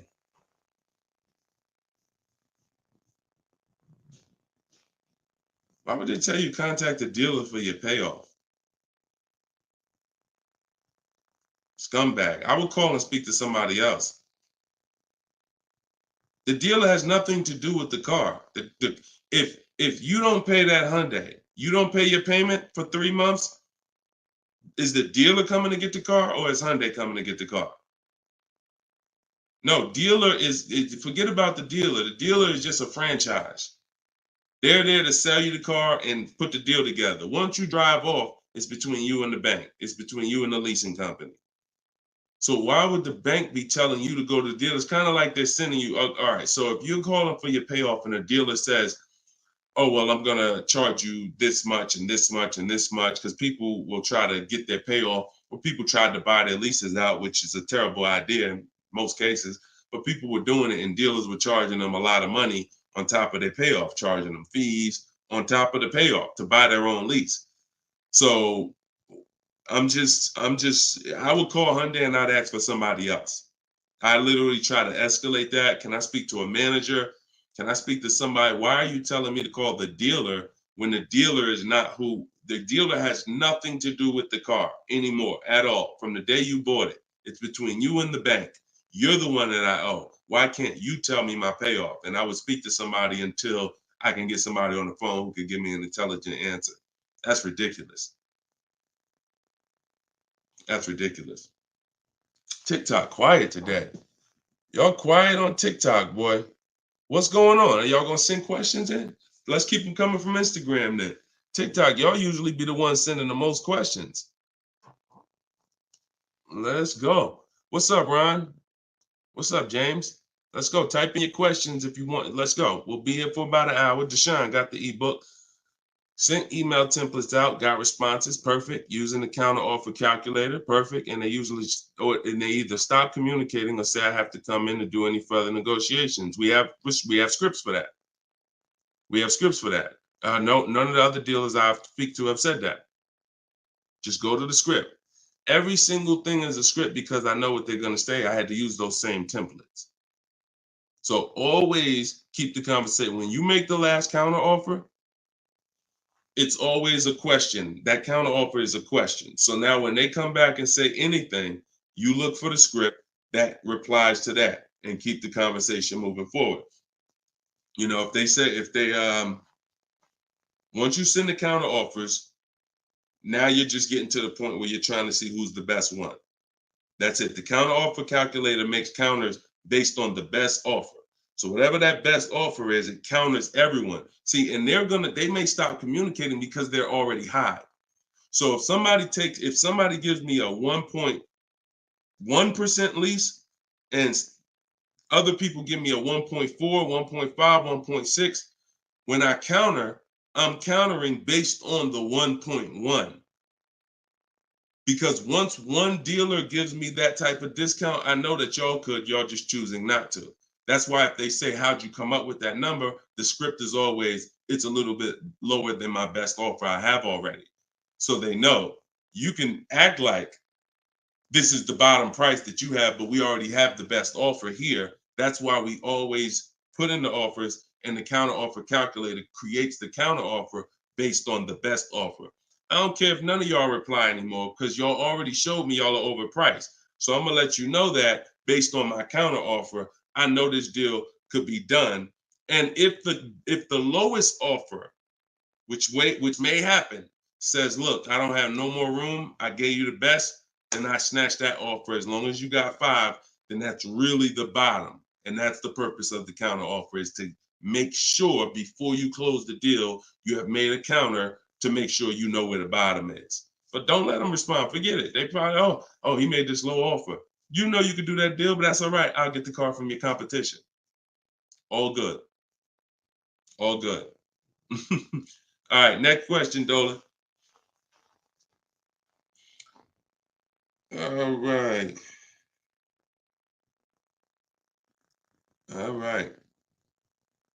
That might not have any other questions. I have an isolated event. Car was totaled. Check getting cut this week. Can I pay to speak with you 30 to 60 minutes for the single purchase? No. No offense. I've been helping groups. You gotta understand, y'all. Look, I have been helping groups buy cars. Look, let me show y'all something, okay? And I'm saying this so y'all understand, right? Since 2021, this is my private group right here. All right. This is my private group. We have 1,400 people in the group. Now, not everybody who joins us in Maps Academy joins the group, because some people just don't come to Facebook. They'll come on my Zoom coaching calls. But this is how I help people one-on-one. Not even one-on-one. This is how, when you see, can everybody see this? I just want to make sure everybody can see this. This is how I work with people. If you're getting my book, you got my book, you got my strategies. This is what we've been doing. Look at the dates. Look at the dates on these cards. All recent. So I don't work with it. It makes no sense for me to work with somebody one-on-one. I don't have to. The people who have been in my group since 2021, we get to the deals, because there's no situation that you're in that's a special situation. I guarantee you that. It doesn't matter. I've had thousands of scenarios. Nothing that you have is special where it requires this special process. Your car got totaled, you need a car, you're going to follow the 7 steps. That's not going to change. If you don't have a car, you can skip the equity assessment. The rest of the 7 steps apply. It doesn't matter. You think you need a special plan. No, you need a plan. And that's the plan that I have in my book or in my group or what I'm answering here. So you can feel free to ask your question.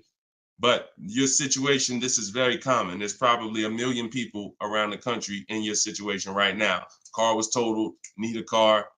Common, very common. I know it's like overwhelming for you, not for me though. Super common. Okay, yeah, check your spam, Jerry. Check your spam or your junk folder. All right, Troop Tip. You see that question from Troop Tep on TikTok, Dolan? Unless you got something before that. All right, another one from Instagram. I'm looking to get an electric vehicle, and I'm not one to keep cars. I'm interested in getting a lease, but don't really know how the process works. You must get bids. You must get multiple offers, or you're going to overpay. Electric cars, doesn't matter. Same process. Bid, exotic cars. When you look at, Sean's getting an electric truck. He probably got it already. But he sent me this message, and he was looking at a $73,000 F-150 Lightning. He ended up getting $20,000 off the truck. Now he's buying it. He's not leasing it. So, Taupe had an electric BMW lease. She got a BMW i4 e-drive, $54,000. She got her bids. She ended up saving $8,500 total with the rebates and the discount. She's paying $690 a month for a $54,000 vehicle. So these deals that you're seeing, these are real deals. These are below market deals. These are not going to be had going into dealers and negotiating because one, you're never going to get that deal from an 80% dealer. It's not going to happen. An 80% dealer will never discount the car enough for you to get the best price. So you don't know. Unfortunately, there's no sign that's on, hey, we're an 80% dealer. Don't come here. There's no sign. The only way that you know is by getting multiple offers. Now, you could do it manually. You can call around, talk to some sales managers, and try to get at least 5 offers. We do it online. We do it with scripts and templates, and that's what's in my book. So if you just jumped on, my new book is called Cars from Home, 7 Steps to Saving Time, Money, and Avoiding Dealerships. It has all my templates in there, all my scripts. It's normally $97. But while we're on, for the next 30 minutes, you can get it for $24 if you get to my link in my bio before the 30-minute countdown is up. Once the 30 minutes is up, it does go back up to $97, which is still a great price because everything in that book is going to save you thousands and thousands of dollars. That'll be the most valuable book, but that's only if you want to use my scripts, my resources, and have me do the talking, which is you typing. But if you're going to do the talking, then I would call around and I get at least 5 offers, or you're going to overpay. No doubt about it. At least 5 offers. Okay. You can't calculate a lease manually. You can't try to calculate a lease and think. And even if you can calculate a lease manually, you still don't know what rebates are, what incentives there are. Sean didn't know there was $15,000 in rebates. How did he find out? Multiple offers. The best offer ends up revealing, wow, it's $15,000 in rebates on this truck. He wouldn't have knew that just walking in and trying to see, all right, what's the best deal I could get? 80% deal is never going to tell him it's $15,000 in rebates. So multiple offers is a must. Okay. Go ahead, Dolan. Great question. I'm new to your platform. I joined late. What do you recommend I do? I'm not sure I understand the question. What do I recommend you do about what?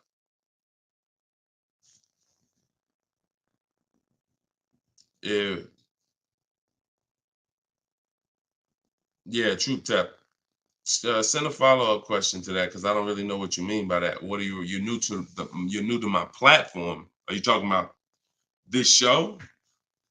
Just be a little bit more specific with your question. Let's see if we can get you an answer. Swagger at Instagram says, I have an S550, still owe 40 grand. I plan on paying it off by summer 2025. Should I trade it for an S63? Run a race and start another race. The whole nother race. So you buy a whole car, spend years to pay it off, throw tens of thousands of dollars at it, pay it off, and then go trade it again and do the same thing over and over again. Next time with a higher price car that you will throw more money at. This is the problem. You don't understand leasing. That's the problem. See, there's no way to make that make sense. You still owe 40 grand on the S550. You're trading in your cars while they're still losing value every year dramatically. This is what we call the depreciation curve. If you've been on the show, you've seen it before. If this is your first time, this is how you understand what's going on with your car. This is the unseen expense. So when you buy that S-Class, it's losing thousands of dollars every couple months. And then you're see, there's three kinds of people. People who get great lease deals. Well, I'm not going to say that. People who lease, people who buy and keep long term, and they keep long term so that they can avoid the depreciation. And then there's people who are stuck in this middle right here. This is 2 years, 3 years, 4 years, 5 years, 6 years, all right here, when your car is losing the most money. So what you do is, see, it has nothing to do with how you paid for it. You can pay cash, doesn't matter. When you take a loan, now you're financing this depreciation and you're losing more. But when you say, all right, I bought this S-Class, now for the next 6 years, it's going to lose tens of thousands of dollars, and then I'm going to turn around and I'm going to trade it. You never get to a point like where you can win for the purchase. See, some of you've been taught paying off the car is the win. No, it's not. Paying off the car is not the win, because if the car is still losing value like this, if this is the way it's still depreciating and you get rid of it anytime while it's like this, you lost.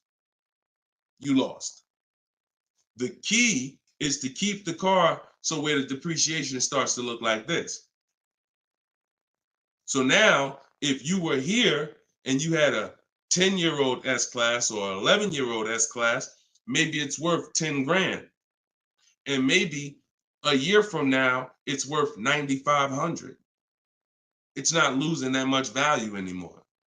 You outlived the depreciation. That's when you win. That's the purpose of the purchase. There's nothing else important about purchasing because it's expensive. There's nothing else important about purchasing. No other benefits, in my opinion, about purchasing other than I can get to the point where I get here. I can pay off the car.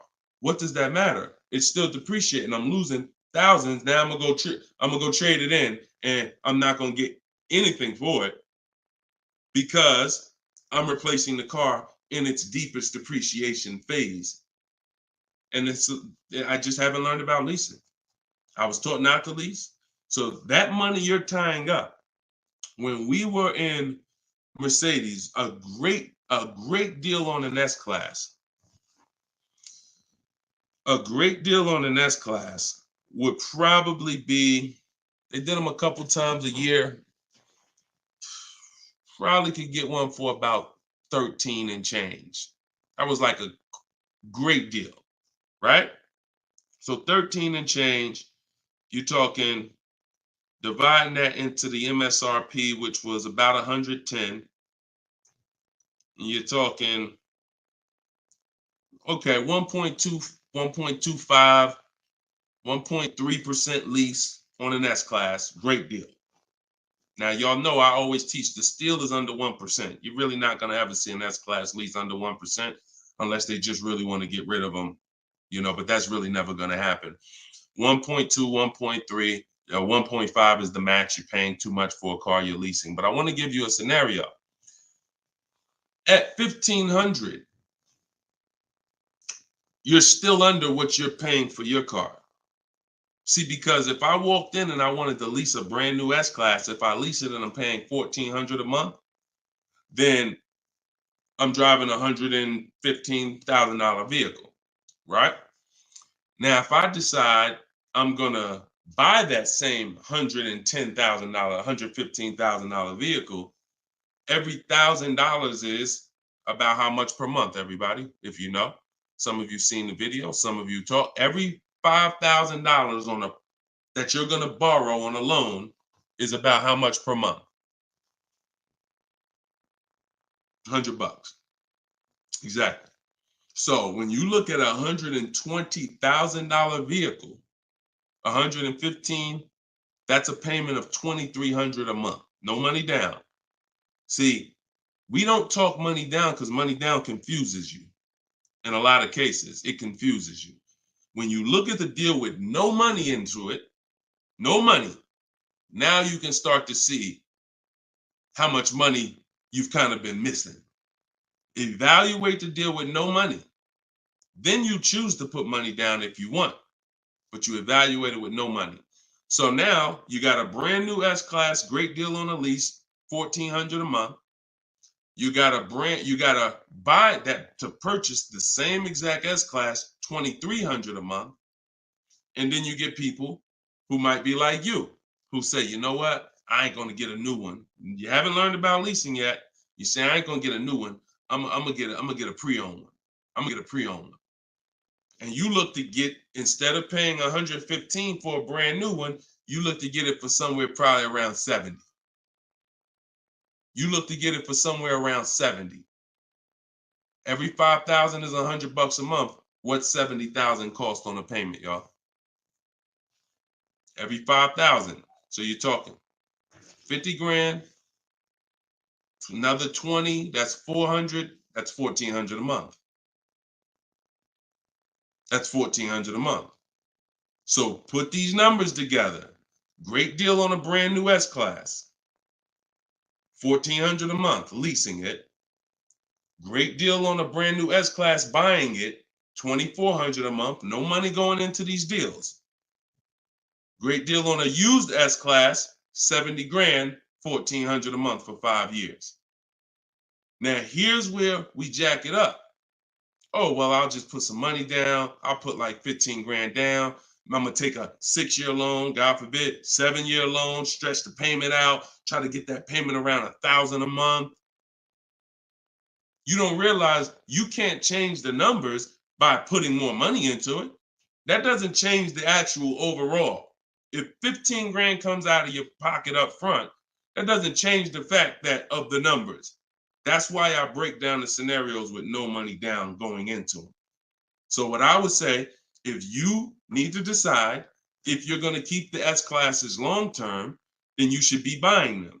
If you're going to keep them 8+ years, then you should be buying them. But if you're not keeping these cars 8 years, then you should be shopping for great lease deals because you're just throwing thousands and thousands of dollars away. Same price you paid, same money that came out of your pocket for the last couple of years to drive that used S-Class, you could have been driving and leasing a brand new one. And I know what comes with a used S-Class, brother. I know it. Been with Mercedes. I was with Mercedes 5 years. I know the maintenance. I know the brake replacements. I know the service Bs. I know how much it costs to have an S-Class pre-owned, no warranty, and everything that happens is on you. So we're not even taking into account the maintenance and the repairs that you have to put into that S-Class that you wouldn't need to put into a brand new one that you lease if you just stop listening to people who told you that you shouldn't lease cars. No doubt about it. So that's the best advice I could give you, brother. All right, go ahead, Dolan. Shoot the next one up. Use your pointers to get a new 24 GB80 Genesis. Salute. Enjoy it, Austin. Great deal. That's what I did. I worked the deal, no money down, got them the low, then hit them with the down payment, plus went and pre-approved. There you go. There you go. See, you're able to understand when you're shopping with no money down, no money going into the deal. Don't show me what anything looks like putting money into the deal. We determine if we want to put money into the deal later. Shop, get the best price on the car. Find the dealer who's going to get the best price on the car. Then we'll work out the finances. Then we'll work out the details. Most people go right to the, all right, what's the monthly payment? All right, what should it, how much should a brand new GB80 be? Depends on who you buy it from. Depends on what they sell it to you for. First things first, we got to find a dealer that's going to sell us the car for the lowest price. Good job, Austin. Congratulations, man. GV80 is a nice vehicle. Enjoy it. How much should CPO normally charge? How much should certified pre-owned normally be charged for Genesis G70? You haven't seen enough of them. So if I'm looking at a used, so example, I got a 2020 Infinity truck that I got year and a half ago. If I went in wondering how much it should cost without knowing, then the market's going to tell me. Now our goal is to get below market deals. So whenever we're getting below market deals, we are always we need to know what the market is first. You can't get below market deals if you don't know what the market is. So when we're getting offers on new cars, it's easy because we can see what the market is with all the offers we get. We get 5 offers, we get 7 offers, we can see what the market is. And we can see the low side of the market, we can see the high side. You got to do the same thing with used cars. And you go on every marketplace, we use 8 of them. We use cars.com, Driveway, Carvana, CarMax. Some people say, oh, CarMax is, if they're, listen, I don't care if CarMax is overpriced 90% of the time. The 10% of the time that they're not, they're going to be in the runnings.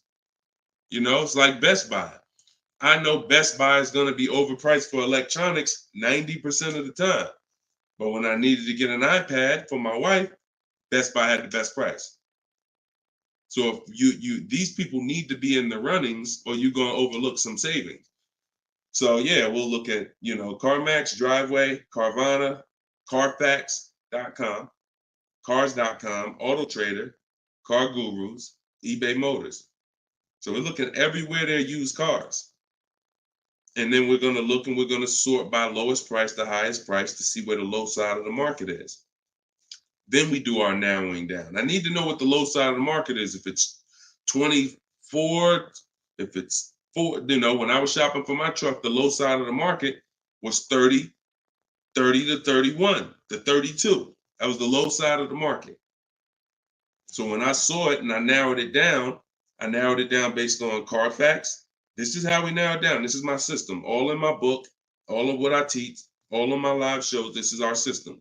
Narrow it down by title history, then service records, then accident history. Then we need to check the original MSRP. Can't get a good deal on a used car without knowing the original MSRP. How you gonna do that? Who's bought a used car in their life? Type the letter U.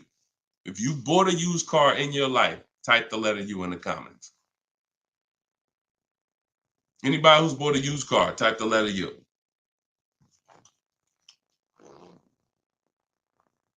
Okay, Cash, I see you. Andre and TikTok, I see you. Okay, Cash, all right. King of Rap, I see you. Okay, if anybody bought a used car, okay. How you get a good deal without knowing what the car was originally? I gotta tell you, I'm the bad news first person. I can lead you to the good news. I gotta tell you the bad news first, though. Think about that. How am I buying something used knowing how much I'm saving without knowing the original price of the item? 2 reasons. 1, I need to know the original price to know what real discount I'm getting. 2, I need to know what's in the car. So when I narrowed it down to I had 4 Infinities that I had narrowed it down to. They were all white.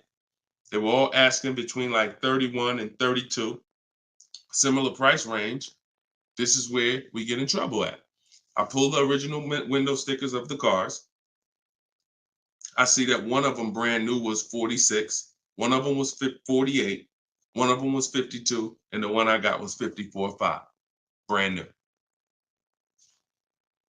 So I'm able to see the discount percentage. In my book, I call this the true value percentage.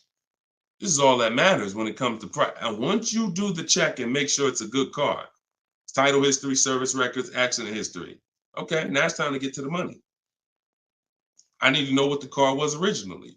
I know 54,000. This one I paid 31.8 for. I got a 42% discount. Now, if I would have took the one that was $1,000 less on the asking price, because I didn't know how to do this. Now I didn't know that one was only 48,000 brand new. So it's a smaller discount. It's probably only saving me 30 something percent. The one I got was 42%. Forget what the dealer's asking. The dealer was asking $1,000 more than the other ones I was looking at.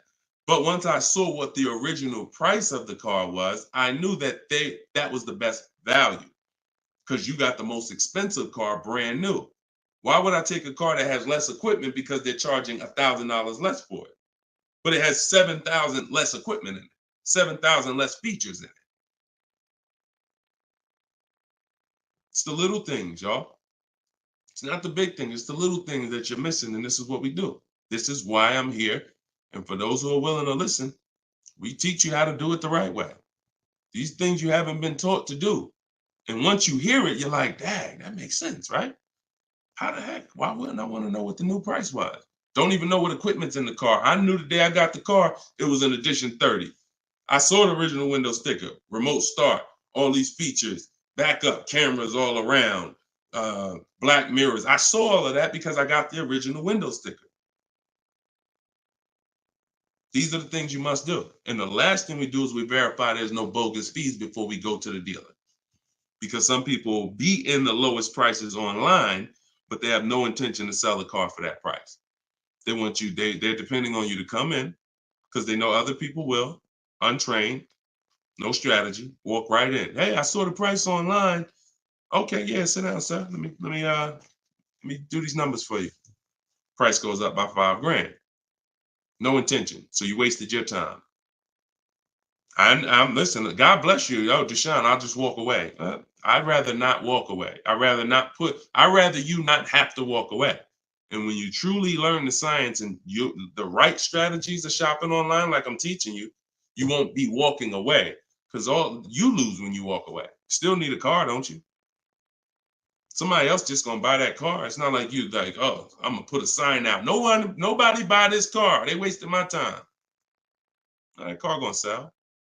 So it's best to learn, how can I make sure I never put a dealer in a position to waste my time?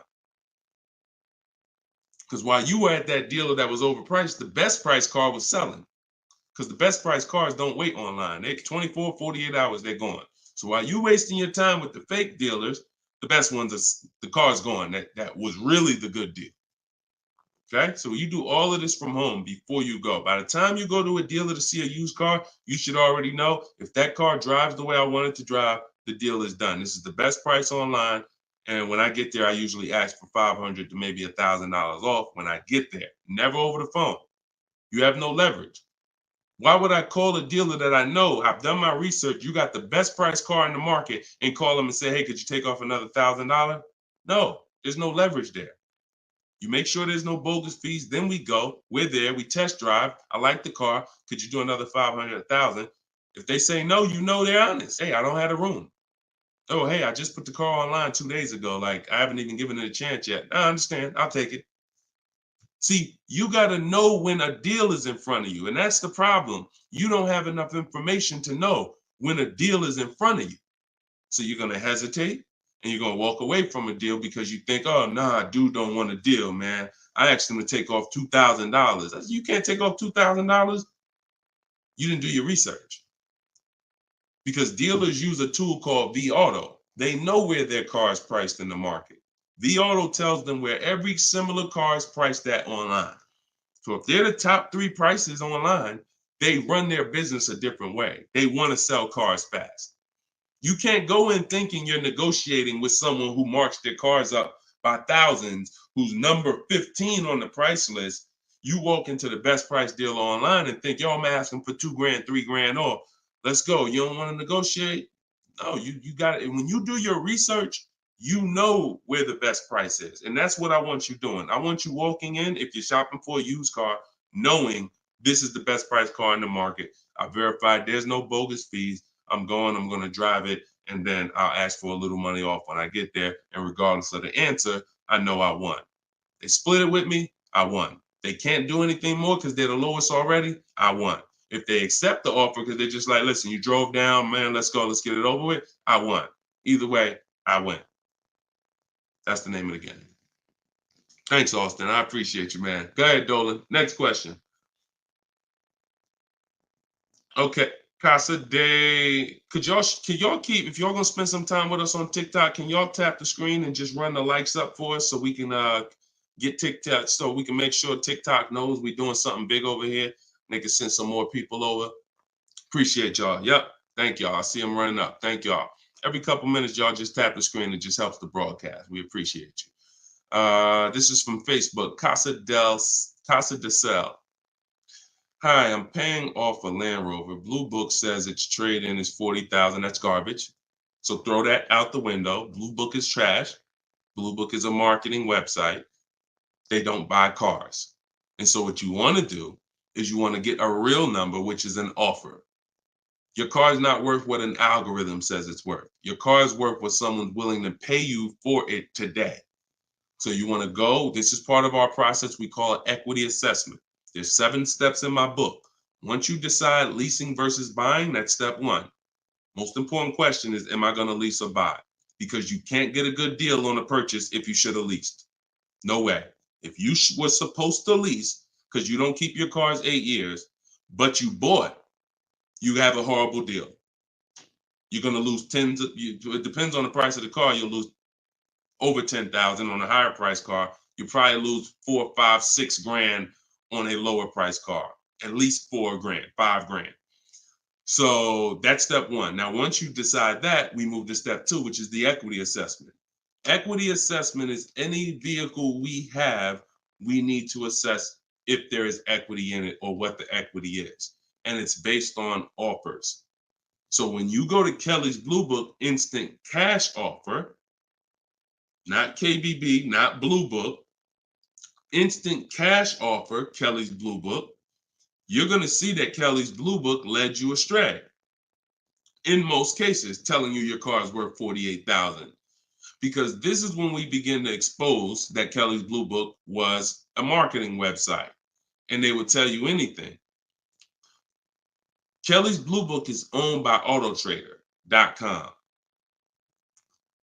What they began to do maybe 7 years ago is they begin to buy cars. So they didn't just give you there was a little button on here that says, we'll make you a cash offer.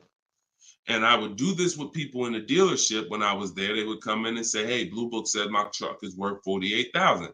I said, oh, really? Well, and I explained to them that Kelly's Blue Book is an algorithm site, but they do have this feature where you can click a button and you go through a nice 5-minute appraisal and they'll make you an offer themselves.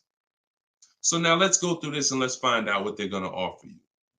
And you go through the 5-minute appraisal and they make you a cash offer, and it's usually $2,000 to $3,000 less than what they told you your car was worth. So they'll send you into a dealer fighting for a number that's not real, and you're looking unresearched, unaware, walking out saying, oh, well, I know my car's worth 48. So that's why we don't use them. And again, the offer you're going to get is from them. So it's not even like, well, oh, we don't use Kelly's Blue Book. And then, no, we use Kelly's Blue Book, the instant cash offer tool. And you're going to use that. You're going to use CarMax. You're going to use Carvana. You're going to use Driveway. You're going to use AutoNation, Sell My Car. And you're going to use Car Guru, Sell My Car. And this will take you about 20 to 25 minutes. You're going to get 6 offers because everything we do is a bid. And then you'll know what your car is really worth. That's the first thing. Before you think about what you're going to replace the car with, let's get the real most money for your car. Equity assessment. So do that first. Okay? Yeah, Kelly's Blue Book is trash, but not the instant cash offer tool. But yeah, we would be sitting there and the person will have their printout, like a number like that, 48,000. And then we go right through it and they're like, oh, wait, now they only offer me 45. Yeah, right? So if the people who told you your car is worth 48 is only offering you 45 for it, what does that tell you? Oh, go back to that site that they offered you 48. You see all those banners, see all those marketing banners and ads? Yeah, that's why they need millions of people to come there to have that make sense for them. All right, go ahead, Dolan. Next one. Right. This one's TikTok. Can I get advice on walking in a dealership with a check in hand strategy? Don't walk in with a check in hand. 80% of deals are overpriced, Andre. You can walk in with a check in your hand. If you get somebody who's really good, they're going to take the check. And that's the mission. Get that check out of your hand into our bank account. And if you're dealing with an 80% dealer, you lost. See, again, I'm giving you boundaries so that you can understand. If you break the boundaries, if you choose to go over the boundaries, that's fine. But I've been doing this for a very long time, and everybody that knows me, everyone that's close to me, be it here in New Jersey or be it in my group, they know that I'm the person who helps you save the money on cars. I would put my money against anybody that I'll get a better deal than you. Now, if you're shopping, I wouldn't put my money against any of my people who learn from me. Anybody that learns from me, I wouldn't bet that I could get a better deal than them. If we got the same time frame, we're gonna get about the same deal. But somebody who has no strategy, just shopping, going into dealers, I'll put any amount of money. I bet you $1,000 today that I get a better deal than you without even leaving my house. So I want you to be in that position because you don't know who you're dealing with. If you're in an 80% dealer, they knock off $3,000 for you, $5,000. You think you won? Look,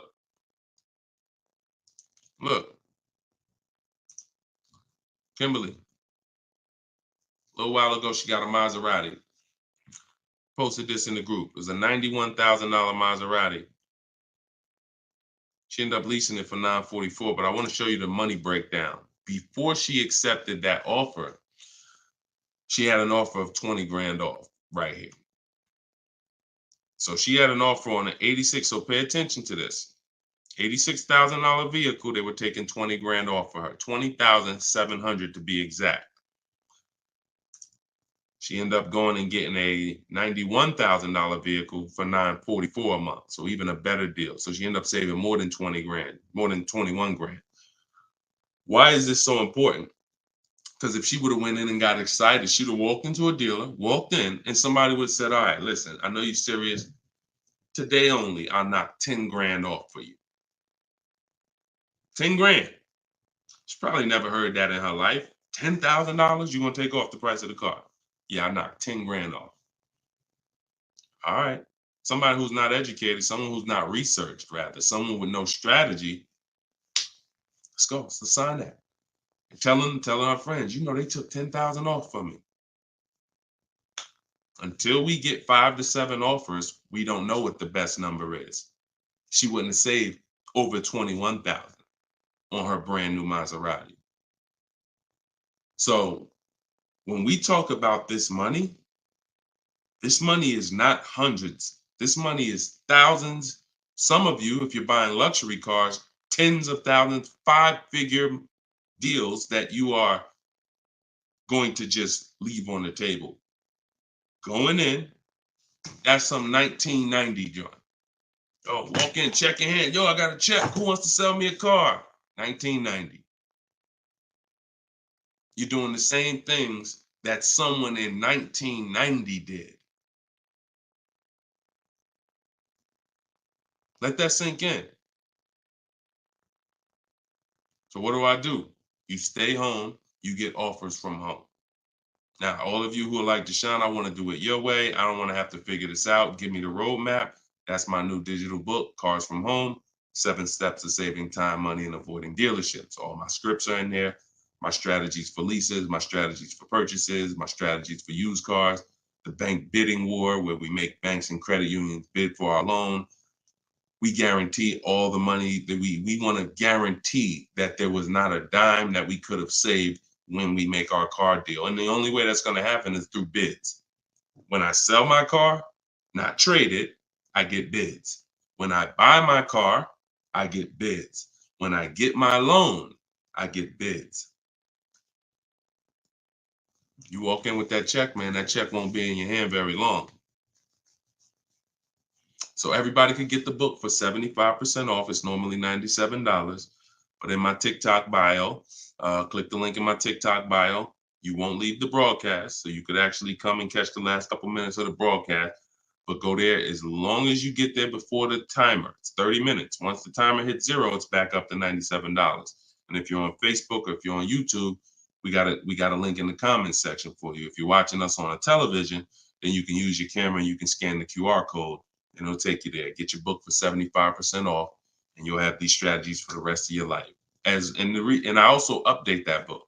Some people say, man, is the book available in print? There's too many things that change. I change scripts. I change templates I use, websites change, Vroom went out of business. I need a digital book. I can update the master file so that way you open this book a year from now and it's updated. So you'll see some of you got it 2 months ago and you open it today and you're like, wait, I see something a little different. Yeah, because I update the book regularly. So yeah, get your copy before. And even if it goes back up to $97 and you miss the welcome offer, what are you going to save? What do you really think? How much money do you think you're going to save using my stuff? That's what you should be holding me accountable to. I'm going to get Deshone's book, and I want to save the same amount of money Deshone would have saved on this deal. And when you see these people, Bonita, when you see Kimberly, when you see Sean, when you see Eddie, all these people I share throughout the shows, they're getting the same deals that I would have gotten. But they were just like you. They weren't in the car business 14 years. Frina, she just got this Jeep a little while ago. Look, 2024 Jeep Grand Cherokee. Look, $65,000 MSRP, $579 a month, 0.88% lease deal. I use all the scripts, contacted the dealer, I followed the program, used the scripts, contacted the dealer, sealed the deal. We're in a different world. So you either gonna come over to our world or you're gonna stay in your world. And your world is painful and expensive. Painful and expensive. Spending hours in dealerships, multiple visits, going back twice, 3 times. Painful. Every car deal I make is from right here where you see me at. I'm right here. Go ahead, Dolan, shoot the next one up.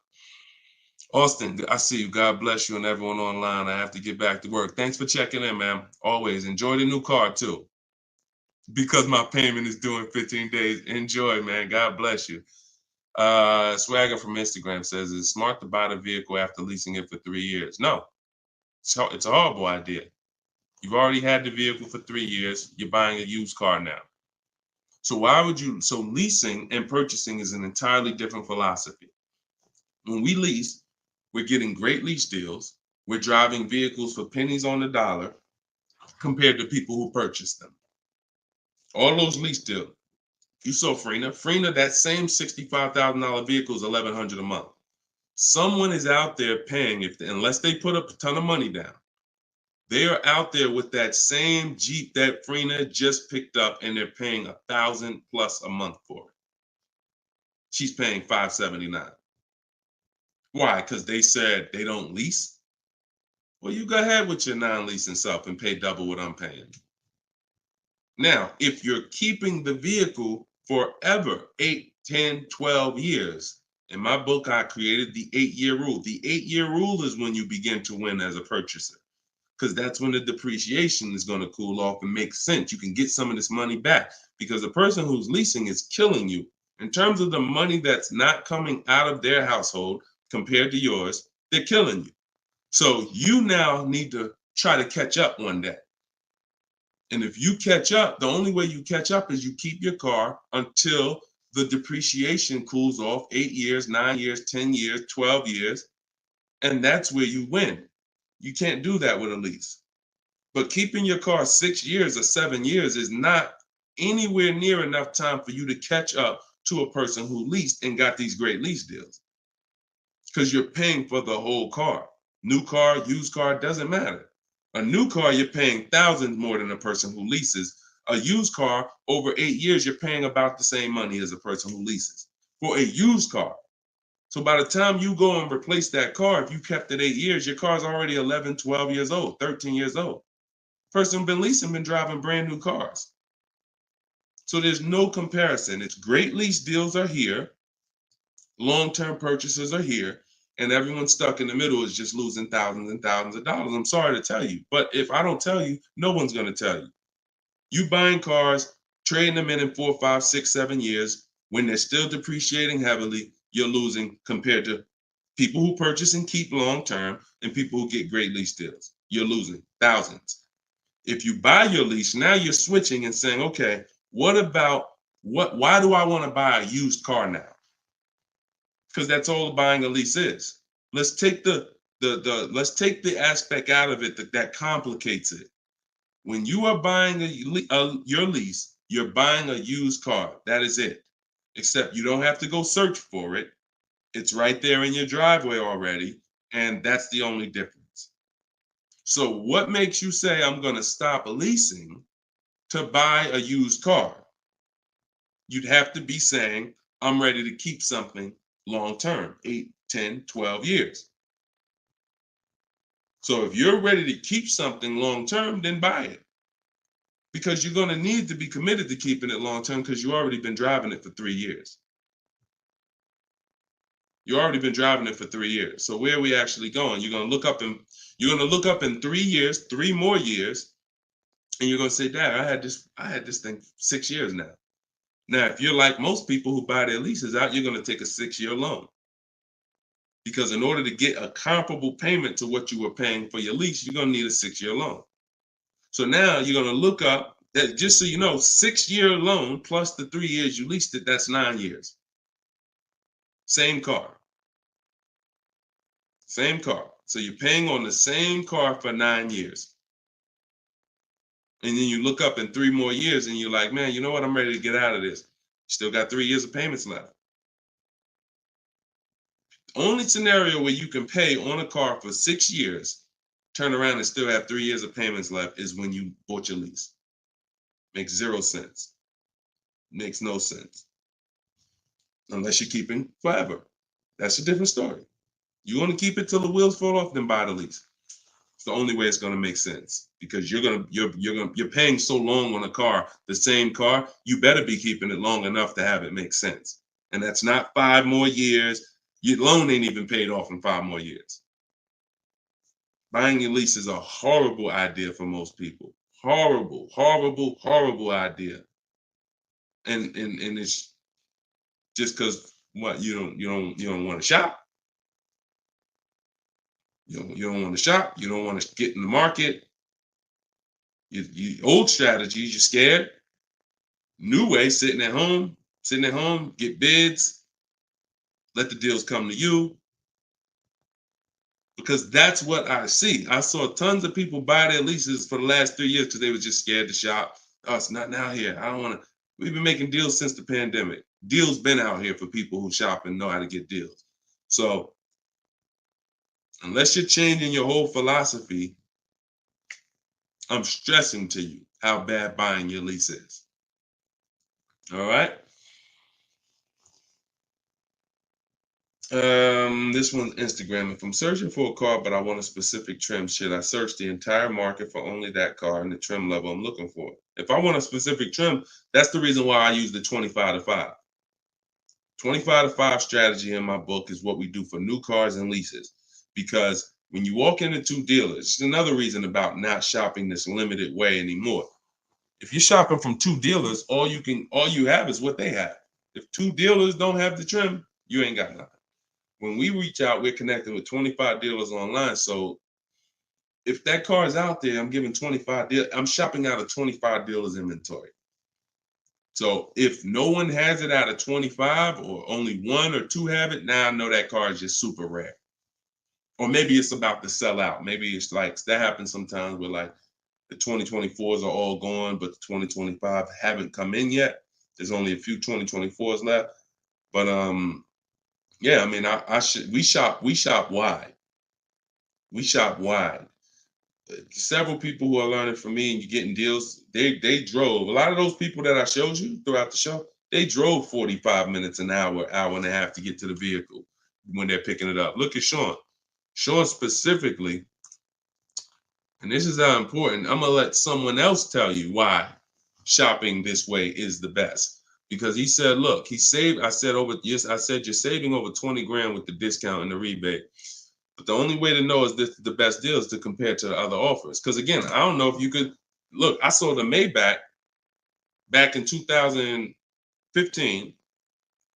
It had a $20,000 rebate on it.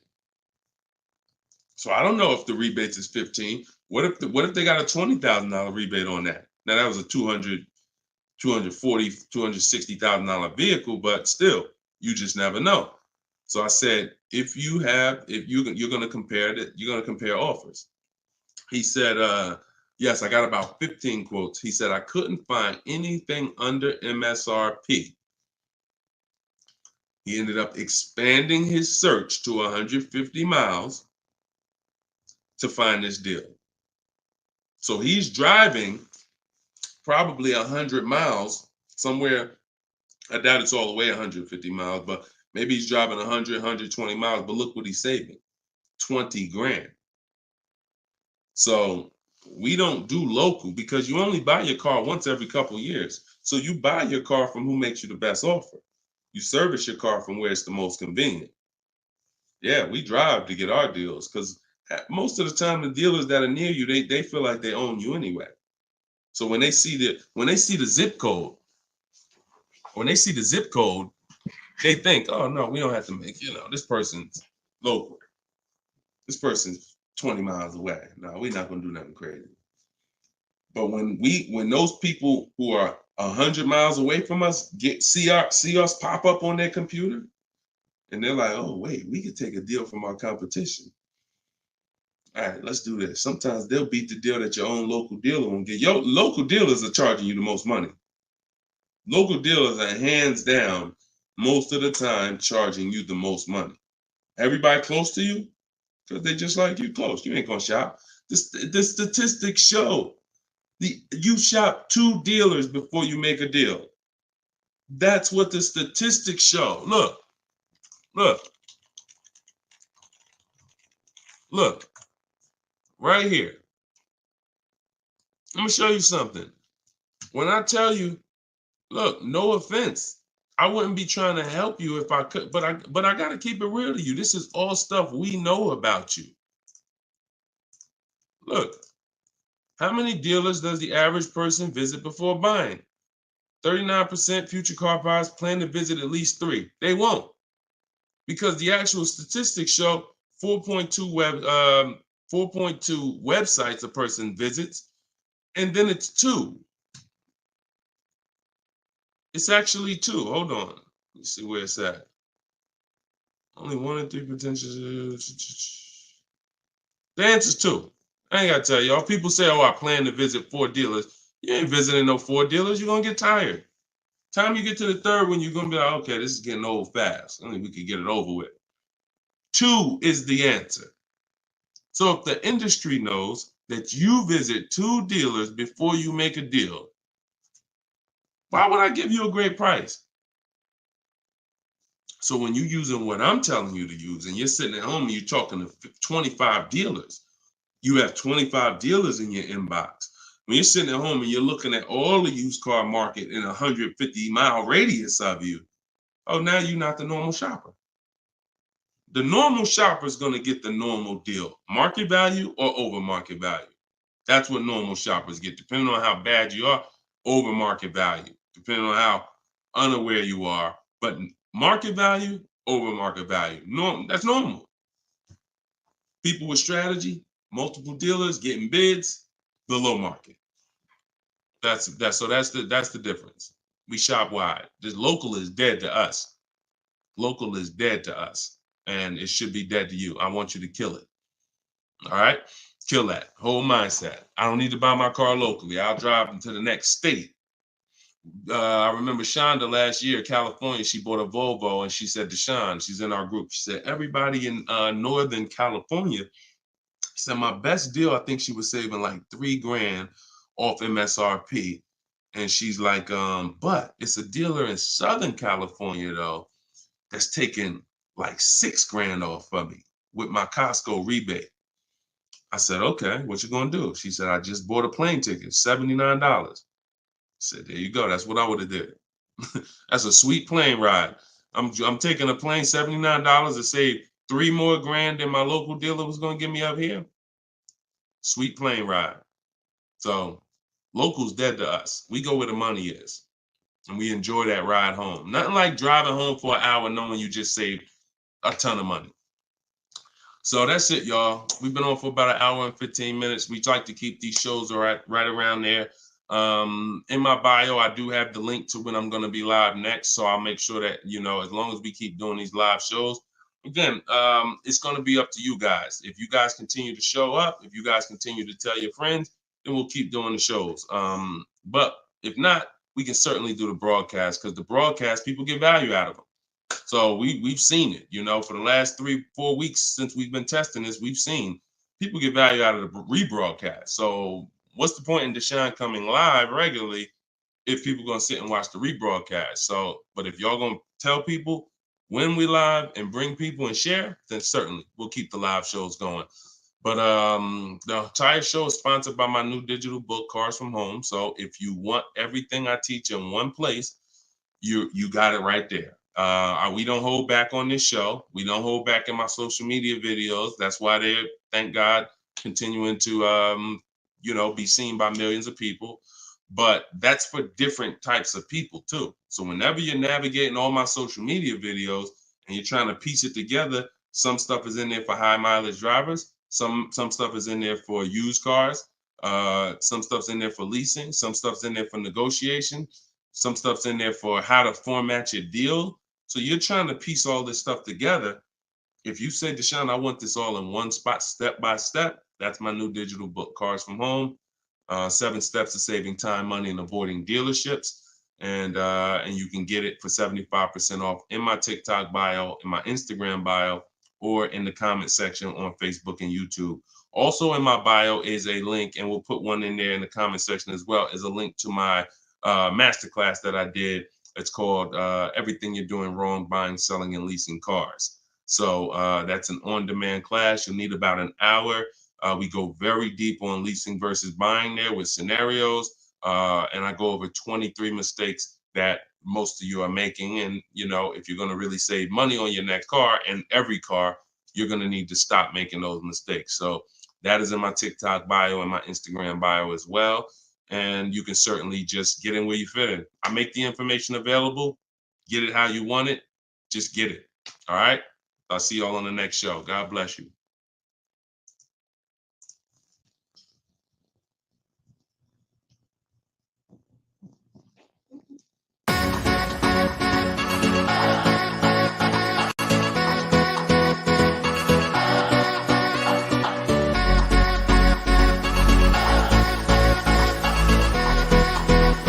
The worst possible thing you could say when you walk into a car dealership. I spent 5 years with Mercedes-Benz, 5 with General Motors, and the worst thing a person could say when they walk in is, if you could just get me to this payment, we got a deal. So your loan's probably still like 19, which means you got to pay to get out. You're upside down. It's called negative equity.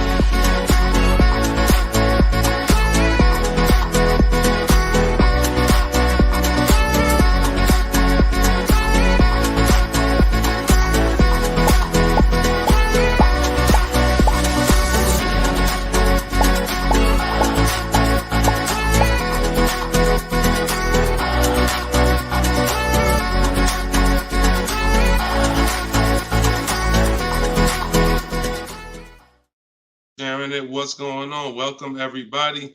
This is episode 9 of Car Shopping Questions and Answers. I'm your host, Deshone, publicly known as Deshone the Auto Advisor.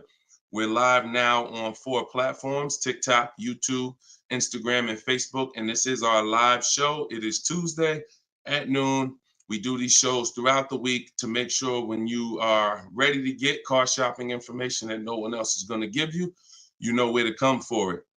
So you guys can start typing your questions while I take care of the housekeeping. We have Dolan in the background who'll be bringing your questions in. Shout out to the people running the likes up on TikTok. Appreciate y'all tapping the screen. I'm the author of the new digital book, Cars from Home, 7 Steps to Saving Time, Money, and Avoiding Dealerships. And I feel it's only right to start this show with 2 reports I got, which were great. I had somebody write us and talk about the deal they got on this 2024 Mazda CX-90. MSRP was $44,820. They got a $6,500 discount from home. Shout out to you, Tiffany. I appreciate it. This is what we do. And when we think, when we launched this live show a few weeks ago, my plan was my prayer rather was that people would take the book, use the book, write me your success stories so we can feature you here and feature your deals. These are below market deals. These are not advertised deals. And she got this by handling the process from home, getting multiple offers like we teach. We also had Barrett write his review on Goodreads. So we were 4.94, almost 5 stars. Book is outstanding, a must-have for anyone seeking to buy, lease, or even sell a car. It's presented in a very professional, easy-to-follow, step-by-step manner that covers every situation from buying, leasing, cash, credit, good, bad. Although I've purchased and leased several cars in my lifetime, I learned new tactics to obtain the best value for my money, and it even has a wish list, yes, to help you separate your wants from your needs. Come on, Barrett. Appreciate you so much. Everybody who wants to get your copy of Cars from Home, it's normally $97, but for the next 30 minutes, you can go to my TikTok bio or my Instagram bio, or we have a comment pinned for you guys on Facebook and YouTube, and you can get your book for 75% off. So you won't pay the normal $97. You'll pay $24. But once that timer hits 0, your price is $97, which is still a great price. So now that the housekeeping is done, we can start with the questions. And if you got the first one, Dolan, feel free to bring it in while I put the banner up for those who want to get their book. Okay, is it better to shop online or in person? Well, you have no leverage in person. In person, you're competing with a person who negotiates every day, 2-3 times a day throughout the week. You're no match. I don't care how good you think you are. The best trained professional is just going to be better than you.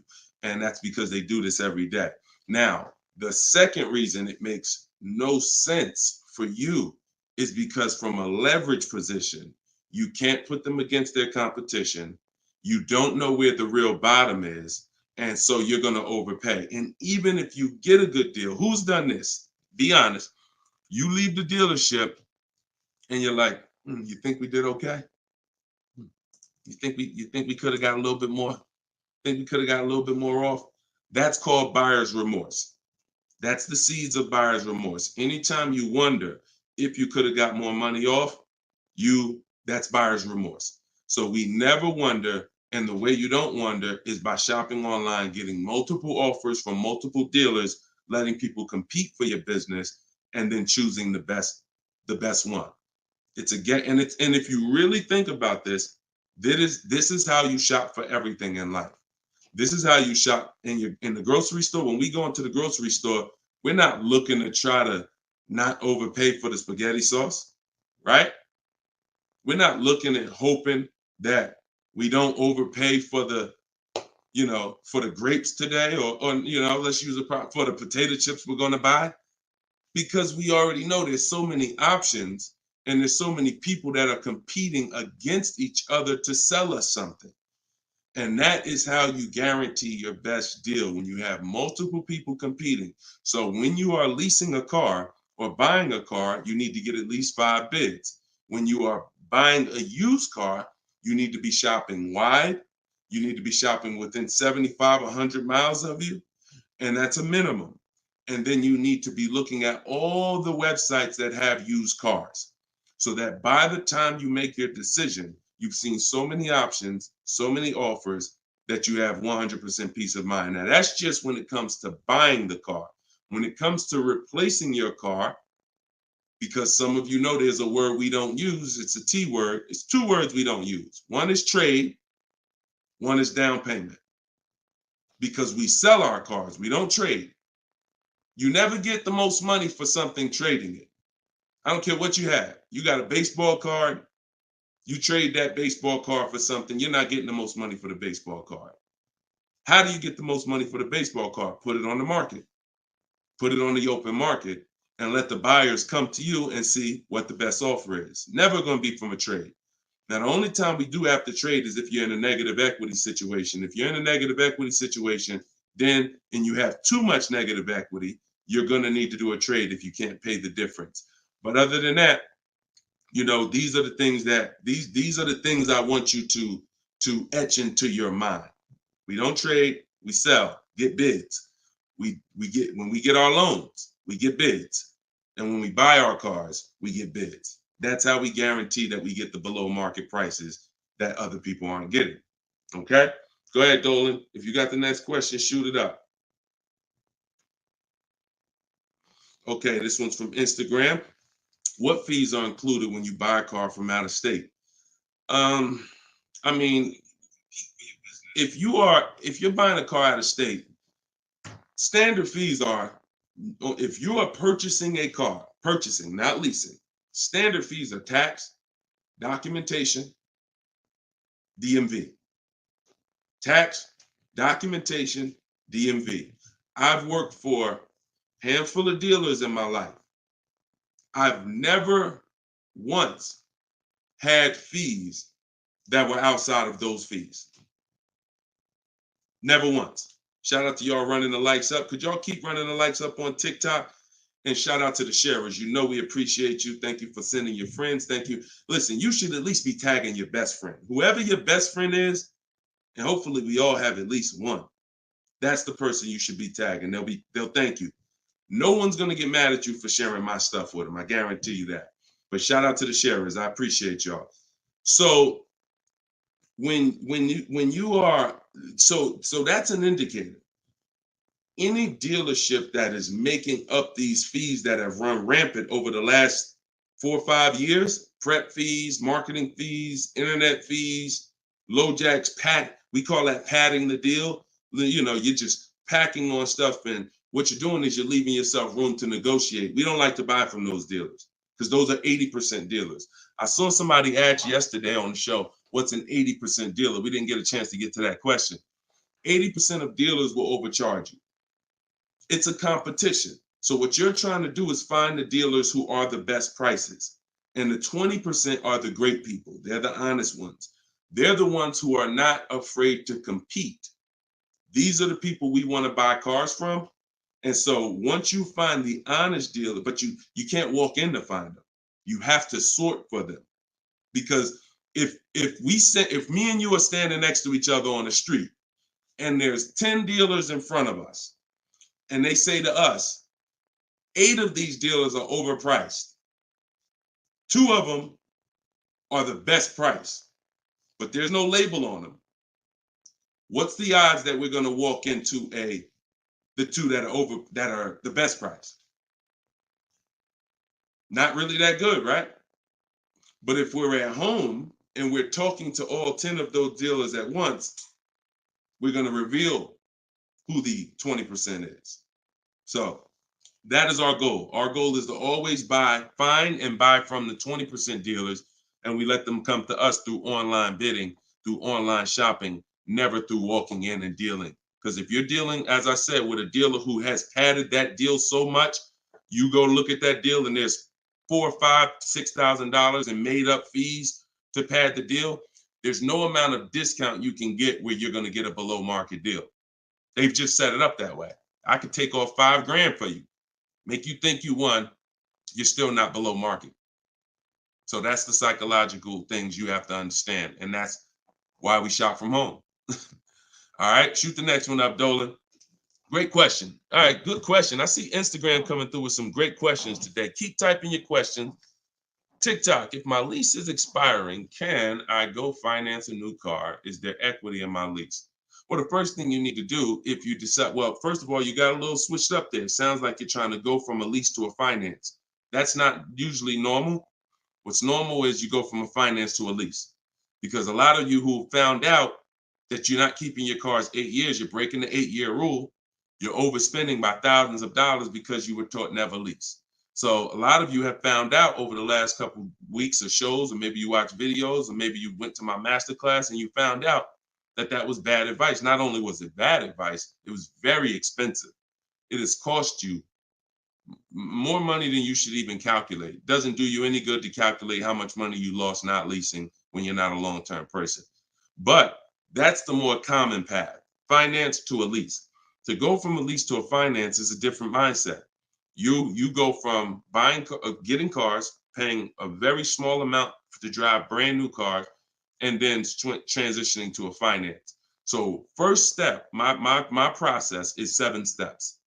The first step is always to choose leasing versus financing. Good. Thank you, Mr. Silva. I appreciate you. Shout out to everybody tagging on TikTok. Appreciate you. That's the first step. I call that the most important question. So for everybody's on here who's car shopping, if you're car shopping now or you will be in the next 12 months, type me in the comments. Everybody who is car shopping right now, or you're going to be car shopping in the next 12 months, type me in the comments. And I'm going to give you the first word. And I want y'all to always, when you come on this show, be prepared to dialogue. Like, be prepared to dialogue. Have your hand by your keyboard. You're going to learn a lot more engaging in the dialogue than you will sitting back and just listening. Active learners learn better than passive learners. Okay? So now, all of you who said me, I want you to ask yourself, how many years are you keeping the next car? Because this is the lease versus finance question. This is the lease versus buy. I'm not going to say finance because some of you are going to pay cash. This is the lease versus buy question. How many years are you keeping the next car? Gary said forever. Okay, there we go. So that's a good indicator till the wheels fall off, Joseph on Instagram. I see you. Okay, here's the question. 72 months. Okay, that's 6 years. You shouldn't be buying, Frankie. And I'm going to tell you why in 1 second. As long as it lasts. Now, when you want to try to get a little bit more specific than that, because sometimes you'll buy a bad car. It only lasts 5 years, where if we know we're going to keep this thing long term, we want to make sure we buy a car that's a quality car. That's what we want to make sure that we do. Buy a car that's a quality car. All right. So let's do, okay. So all of you, if your answer, I see you, Andrew, you 6, I see Teresa 10. Okay. Now, here's the rule. I call this the 8-year rule. The 8-year rule is based on when cars lose the most money. So it's not based on, see, some of you have been taught you pay off your car, get the title, do whatever you want. You want to trade it in, do what you want. I'm here to tell you that that's cost you because you don't understand the unseen expense. And the unseen expense is the one that's hurting you. That's depreciation. So the first thing you're trying to get when you're deciding I want a car is, how am I going to avoid big depreciation? Big depreciation. You buy a car for $30,000 today. What is it worth in 3 years? Even if you don't drive it. See, this is these are the things that you've been, oh, well, I want to buy a car. I drive as much as I want. But even if you don't drive a car, if I sat a car right outside your house right now and said, Lily, this car is worth $30,000, and you said, Deshone, I don't need a car. I already got a car. And I said, but it's yours. Here, it's yours. It's worth $30,000. You don't drive it. You come back a year later. What's that car worth? Told y'all, stay by the keyboard. What's the car worth? See, we're going to dispel this myth right now, because some of you don't understand, because of what you've been taught, that you think, oh, if I buy a car, I could drive it. I don't pay for the mileage.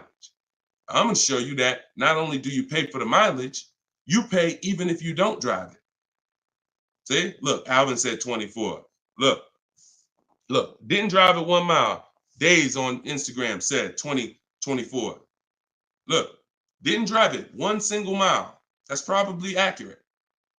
So think about that. If that's many people will mention depreciating assets. That's a very common word, but we're now going deep on what that actually means.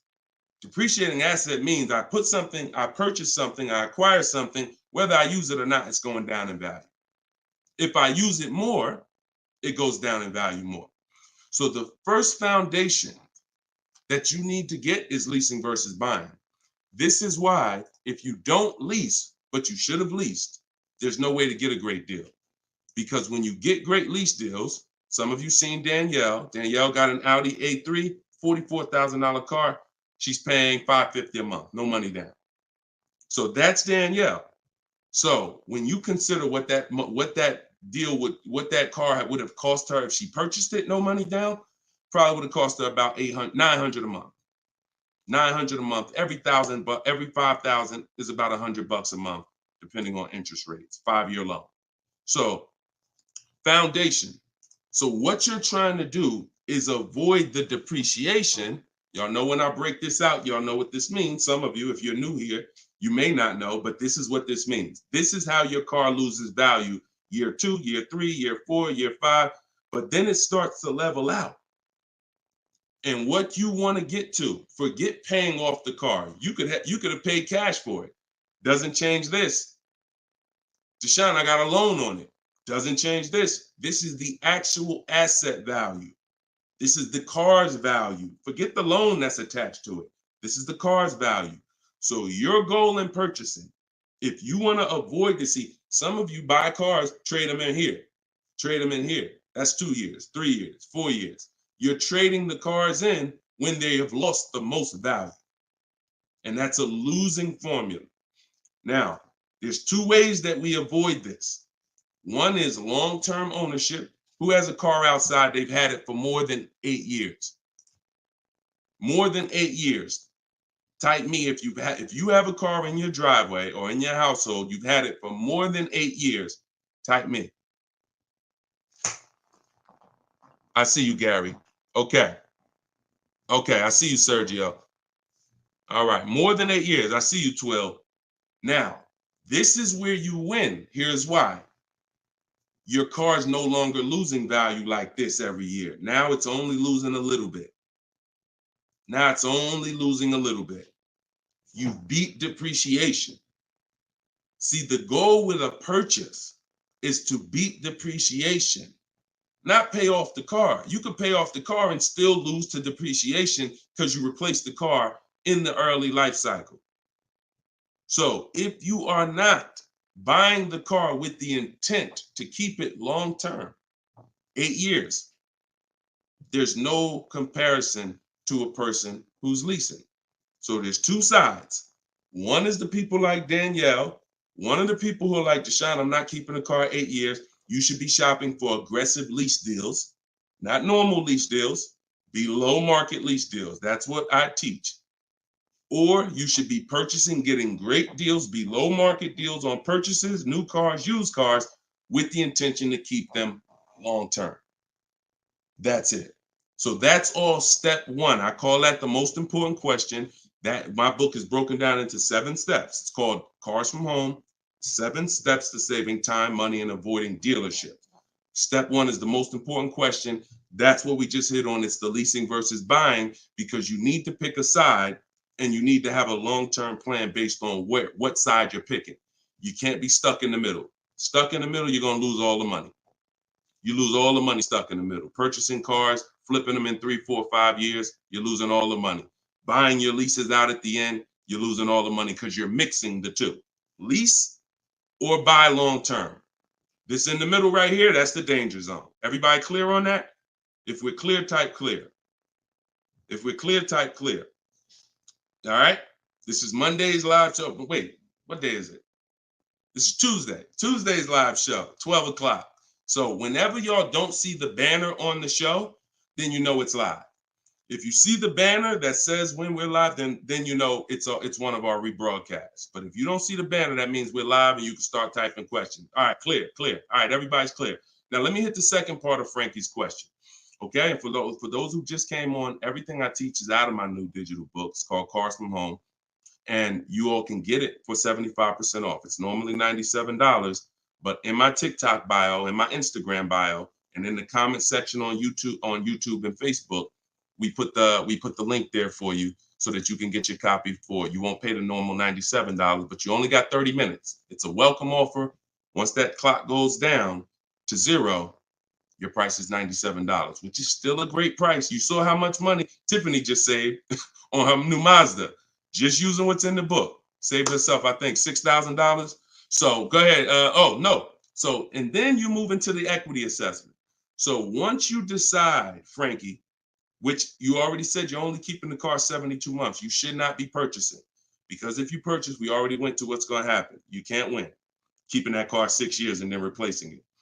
So you should now be doing your equity assessment, which is calling your bank, get your payoff, and then you're going to go to the cash buying websites. Don't use algorithm sites because they're worthless. Car Guru, Sell My Car, CarMax, Carvana, Driveway, AutoNation, Sell My Car, AutoNation, Sell My Car. 6 offers, 3 are from dealers, 3 are from online buyers, and these are the best offers you're going to get. They'll cut you a check the same day. That's our bidding system. That is how we do our equity assessment. We do not trade our cars in because we're not going to get the money that they're worth trading, which I hit on earlier. All right. I know we got a lot of questions being typed. Dolan, you can shoot the next one in. Okay, this one's from Instagram. I'm looking to lease a GLS 450. Does Mercedes have any third-party restrictions on selling your lease? So I wouldn't concern myself with that. I'm going to tell you why. That's like trying to think about the purpose of equity on a lease is a bonus. Shout out to y'all running the likes up on TikTok. Appreciate y'all. If y'all could keep tapping the screen every couple minutes, if you could just give it a little tap, tap, tap. That just keeps running them up. Just every minute. Every time you hear something and you're like, oh, that was good. Tap, tap, tap. And it'll just keep the likes running up. Keep TikTok notified of what we're doing over here. So you never want to base the car you're going to lease on if it's going to have equity at the end. The benefit of leasing is driving cars for pennies on the dollar compared to what people purchasing them. And you're avoiding depreciation that people purchasing the vehicles are going to take. That's the benefits of leasing. Now, there's a lot of other benefits too. I mean, you're driving a new car. You're under warranty most of the time. Depends on how many miles you drive. So if you drive, 12,000 miles a year, most bumper to bumper warranties cover that. If you drive 15,000, maybe you won't have a little bumper to bumper at the end, depending on what you choose. Mercedes has a 4-year 50,000 bumper to bumper. But the benefits of leasing are what I just laid out. Equity is a bonus. We don't want to look, equity is not something we ever want to base the vehicle we're going to lease off of. It just doesn't, it's too many market changes that could affect it. A car could have high resale values now, and then in 3 years it doesn't, which means any equity will be eliminated because of the 3-year-old used car market. So you don't want to shop like that. You don't want to shop like that. Focus on, and what I teach in my book is you're going to pick 3 vehicles. Good to see you, Judith. You're going to pick 3 vehicles because leasing, it's so easy to get a great deal purchasing. So easy. On a new car, forget about it. The bids, forget it. We're going to find the 20% dealers. In my book, I have all the scripts because I don't want you talking. Who'd rather get great deals without talking? Be honest. Who's not a good negotiator? You're not a good negotiator. Type not me. Like you just be honest. I don't ever want you to put yourself in a position where you need to talk. And if you start talking to somebody who's trained to talk and dissect and get information and then tailor a deal, you're going to lose. So in my book, everything is silent. The only people we talk to when we talk to people are managers, because those are different conversations if we need to have them. We're never talking to salespeople besides when we're coming on to test drive the car. We're never talking to salespeople because we just don't know who we're dealing with. So when we're online, we're always typing. That's why I say go online. My strategy is called the 25 to 5. We go online and we contact 25 dealers, go to their website. I have copy and paste templates in there that you just fill in what you want. But if you're going to do it your way, that's fine. But I'm telling you, you don't want to deviate from this format because you're going to get yourself in trouble and you're not going to get the results. You want to be able to connect with a large amount of dealers so that you could get 5 offers, at least 5, because 4 are going to be overpriced most likely, but 1 is going to beat everyone else. So, but when it comes to a lease, there is the lease program. that the dealer can't control.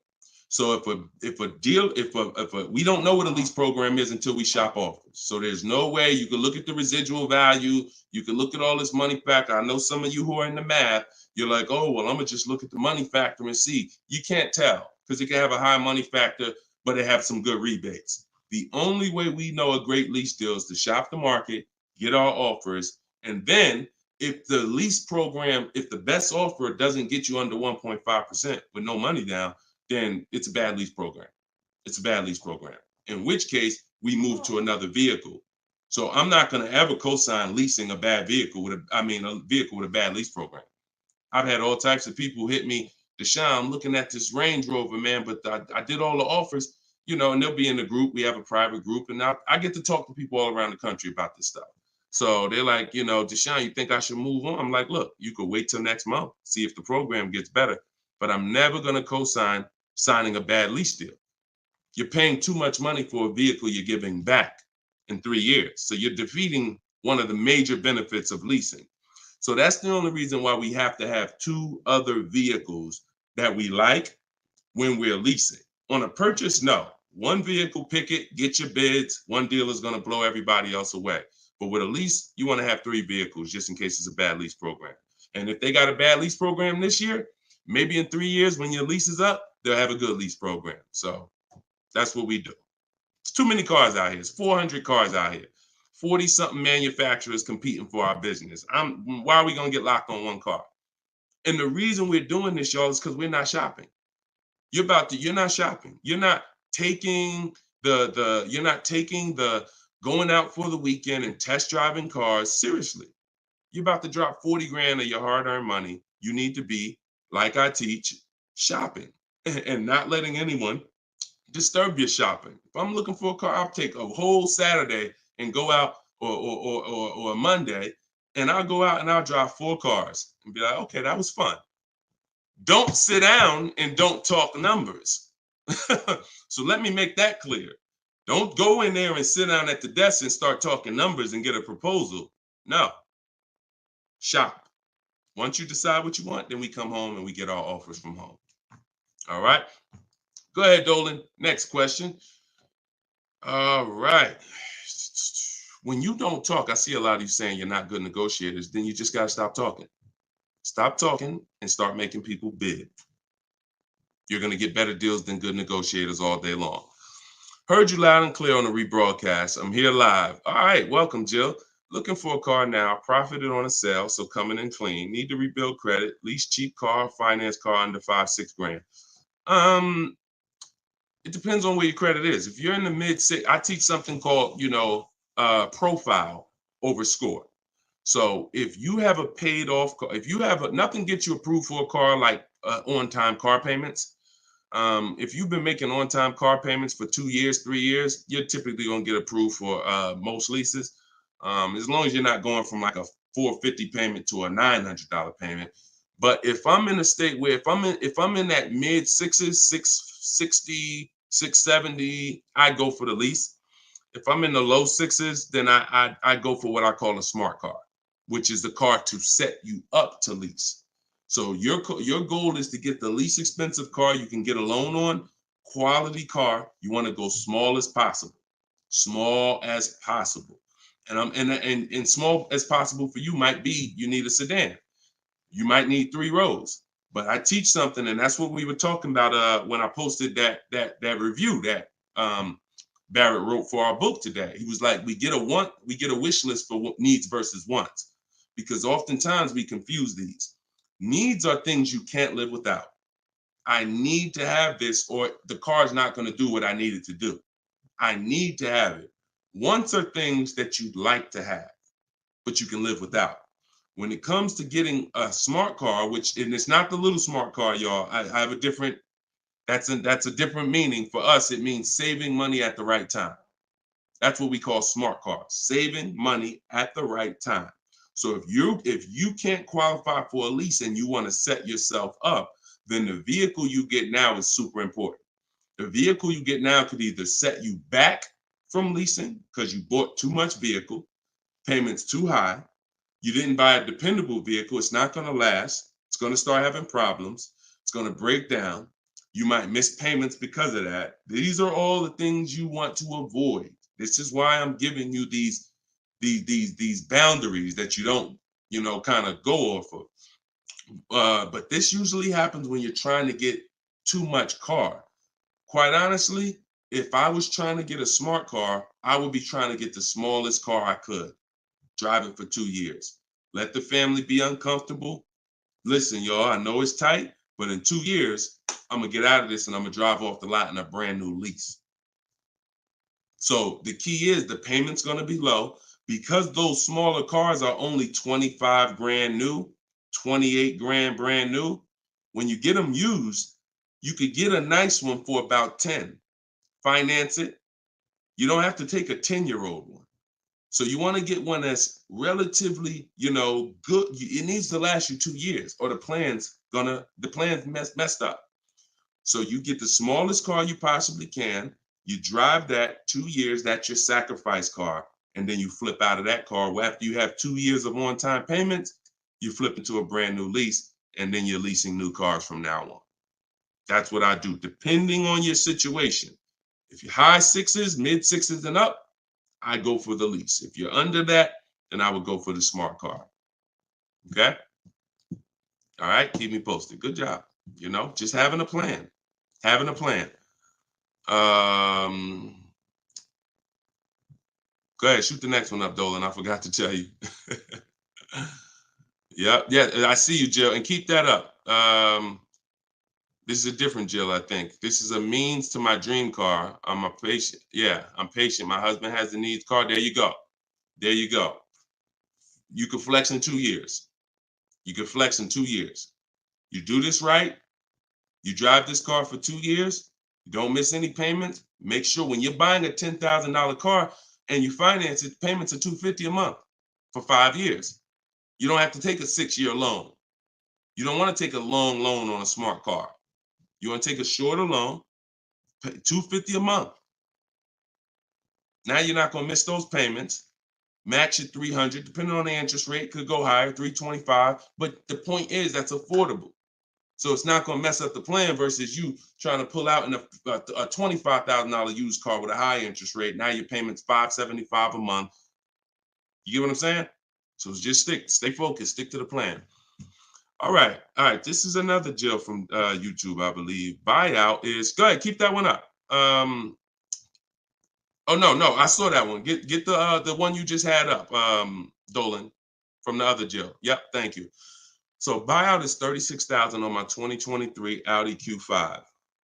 I want to lease a Range Rover Sport. Should I sell on my own or turn into the dealer? Doesn't look like, and I'm just going to tell you, this is not usually when we do an equity assessment. Now, if you can get out, break even, great. You're driving a 2023 Audi Q5. I don't know who told you that you could switch cars that fast, but it doesn't happen that way.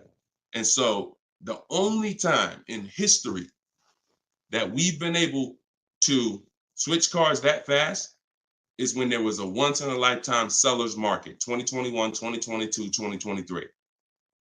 Once in a lifetime. Chip shortage, every single car was worth 5,000, 7,000.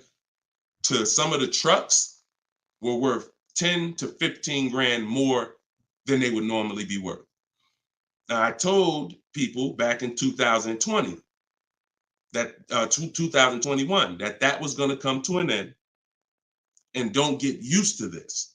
But I told everybody who would listen, you need to cash out now because your vehicle is never going to be worth more today, never going to be worth more than it is today. But that's over. So if you may have cashed out, some people, you sold a car.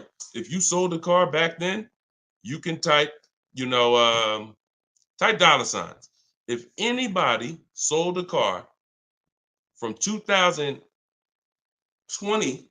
to 2023, and you got crazy value for it.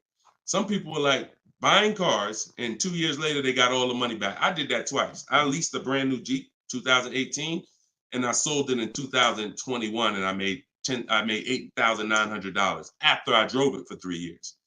And my mother, I helped her sell her Mazda CX-5. She was a low mileage driver, and I helped her cash out. She made $10,200 after she drove it for 3 years.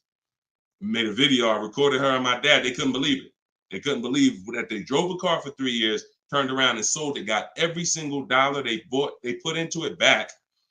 And he was like, all right, man, I'm looking forward to doing this again. I said, Dad, this ain't gonna happen again. So enjoy it. You were part of a once in a lifetime market where you cashed out and you won. But we cannot base our strategy anymore off that. That's over, and you'll get in trouble financially trying to do this. So there is no setup where you could buy a car or lease it and in a year, 18 months, trade it, replace that car. Just not. Because we already talked about earlier, let's take a $50,000 car.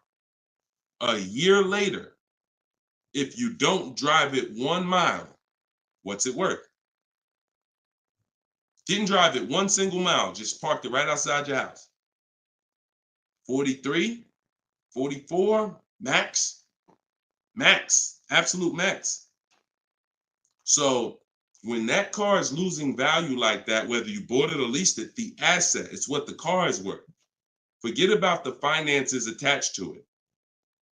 You can't, and look, if it's a Jeep Wrangler, if it's a car that has a high resale value, like a Jeep Wrangler or a G-Wagon, these are top 10 best resale values in the world, then all I'm gonna do is after I lease it, I'm just gonna sell it and I'll make the equity. But I'm not going to look to trade that car or replace that car in a year, 18 months, break my lease contract. Now you do your equity assessment, Jill. Call your leasing company, find out what your payoff is. You said it's 36. Now, if you can get offers higher than 36, then you can get out. Very simple. So get the offers from the companies that I mentioned about 15 minutes ago. I laid out the 6 companies. But when you lease, though, you must put no on those websites. It's going to ask you, do you have is the vehicle owned, leased, or financed? You want to put owned, because something triggers on their websites. They think every lease has a third-party restriction. Most of them do, but if you just want to find out what the market value is for your car, and if you could get out and make some money or break even, then yes, you can jump out, no problem. But if you see that your buyout is this and all the offers are below that, then what you're now about to do, even if you say, because some people will say, all right, well, I'm gonna walk in the dealer, see if they can work a better deal than that. No dealer is going to give you more than the online buyers. So if you run those online quotes and all of them are less than your payoff, all a dealer is going to do is take the negative equity and the desperation for you to get out and roll that negative equity over to your next vehicle because you're desperate to get out for no reason. So that's the real. You can do what you want. I would suggest you don't get out of your lease. You don't break a lease contract until you can financially do it, which means I can break even, I can sell, and I can get equity, or either break even. Break my contract, but I'm not coming up with a dime because a dealer bought my car and I'm out of this thing. That's the only way I'm breaking a lease contract. I'm not rolling negative equity. I'm not going to create negative equity in a lease to get out of a lease early for no reason. It just doesn't make financial sense at all. All right, no problem, Jill. Happy to help. Happy to help. Okay, so that's step 2. See, the equity assessment step, guys, is so important. See, because it's the foundation of our deal. So when you look at step 1, the leasing versus buying question, how many years do you keep in the car? 8-year rule. That's step 1, super important. Foundational of your deal. As I said, you can't get a good deal if you purchase, but you should have leased. Impossible. You got a bad deal. I don't care how much money you get off. Now, second step is if I have a car to replace, I got to do an equity assessment because I need to know, is this car that I'm in going to be going to prevent me from making a move right now? Too much negative equity, I'm prevented from making a move right now. If I can get out, make some money, now I got some money. I can sell. I can put money in my pocket, put it in my bank. That means it's an asset. It's a blessing to me. So your car that you're in could either hinder you from getting a car or it can help you get the next car. That's why we always do the equity assessment before anything else. All right. I don't know why I'm frozen on Instagram. All right, go ahead back in, Dolan. Next question. Okay, now I'm back. I see. I'm just monitoring Instagram. Okay, and just so y'all know, everything that I'm teaching is out my new book. And look, I want to show y'all this. And before, keep that question up. Look, here we go. Boom. Look at that. 4.94. Thank you to everybody. We're higher now. I think we're up to 35 ratings, 28 reviews. So thank you to everybody who's reviewed the book on Goodreads. Appreciate you. And thank you for everybody who's using it. Make sure you are writing me with your success stories. Show me your deals so that I can post them just like I posted Tiffany's deal. But everybody can get the book. You can get yours for $90. It's normally $97. But as our welcome special, our book launch special, you can get it for $24, 75% off in my TikTok bio for 30 minutes, or my Instagram bio, or in the comment section of YouTube or Facebook. We have a comment pin for you. And if you're watching us on TV, you can use your phone and you can scan the QR code here on the screen, and you can get your copy for 75% off. But once that timer hits 0, if you visited that page and the timer it started, once it hits 0, the price does go back up to $97, which is still a great price. It's a great price either way. And it'll be in your inbox in a couple minutes. Okay, this is from Instagram. I use your template in the book to ask for quotes. Their response is the lowest offer you ever received. They are being difficult and giving me their best offer. What's the best way? Use the scripts. It's just conversation. Hopefully you listen and you have a separate email, because you're not going to have intelligent conversation with 5, 7, 10 dealers mixing personal emails. So every part of the system is important, having a separate shopping email. So everything in there is dealers. And now everything they're saying, we have a response for. Every single thing. It doesn't matter. Don't expect 80% dealers to be easy. Expect them to, hey, can we have a conversation? Hey, when can you come in? Hey, this be a whole lot easier if you're here. See, what we already know is we've given them all the information they need to give us a quote. So the best thing, or the stages we move through in our conversation with dealers, is who has a car that I want. That's first.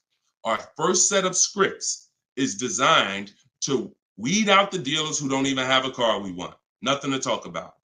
Nothing to talk about. So there are dealers who won't tell you they have a car. That's why we have scripts. Hey, when can we talk? I'll be handling my whole purchase online. Can you confirm if you have something that matches? Every one of my scripts ends with a question. If you're not going to use my scripts in my book, then you make sure every email you write should end with a question, never a statement. So what you're sitting at home and you are copying and pasting. Very simple. Everything they say, we have a response, because I use those scripts. I'm from inside the dealers for 14 years. I know those scripts. Hey, it'd be easier if you were here. Hey, we only do business in person. Hey, when can I get you on the phone? I promise it won't take long. All of the stuff they're going to say. Hey, we only quote in person. None of the people I'm talking to have said that. So should I remove you from my list? Always ends with a question. So your expectation may be, you thought by sending all the scripts, you were just going to get, oh, quotes coming in, everyone doing this. No, that's why we have scripts, because we keep the conversation moving forward. Everything they say, just go to the script, open the template. And just so y'all know, in my book, one of the best reasons why it's a digital book is because I link you to videos and I link you to documents, and that you can copy and paste. So that what this person is talking about is the templates and scripts that I've created for contacting and having these conversations with dealers. So, but everything you are doing, everything they're doing is very predictable. You just change your expectation.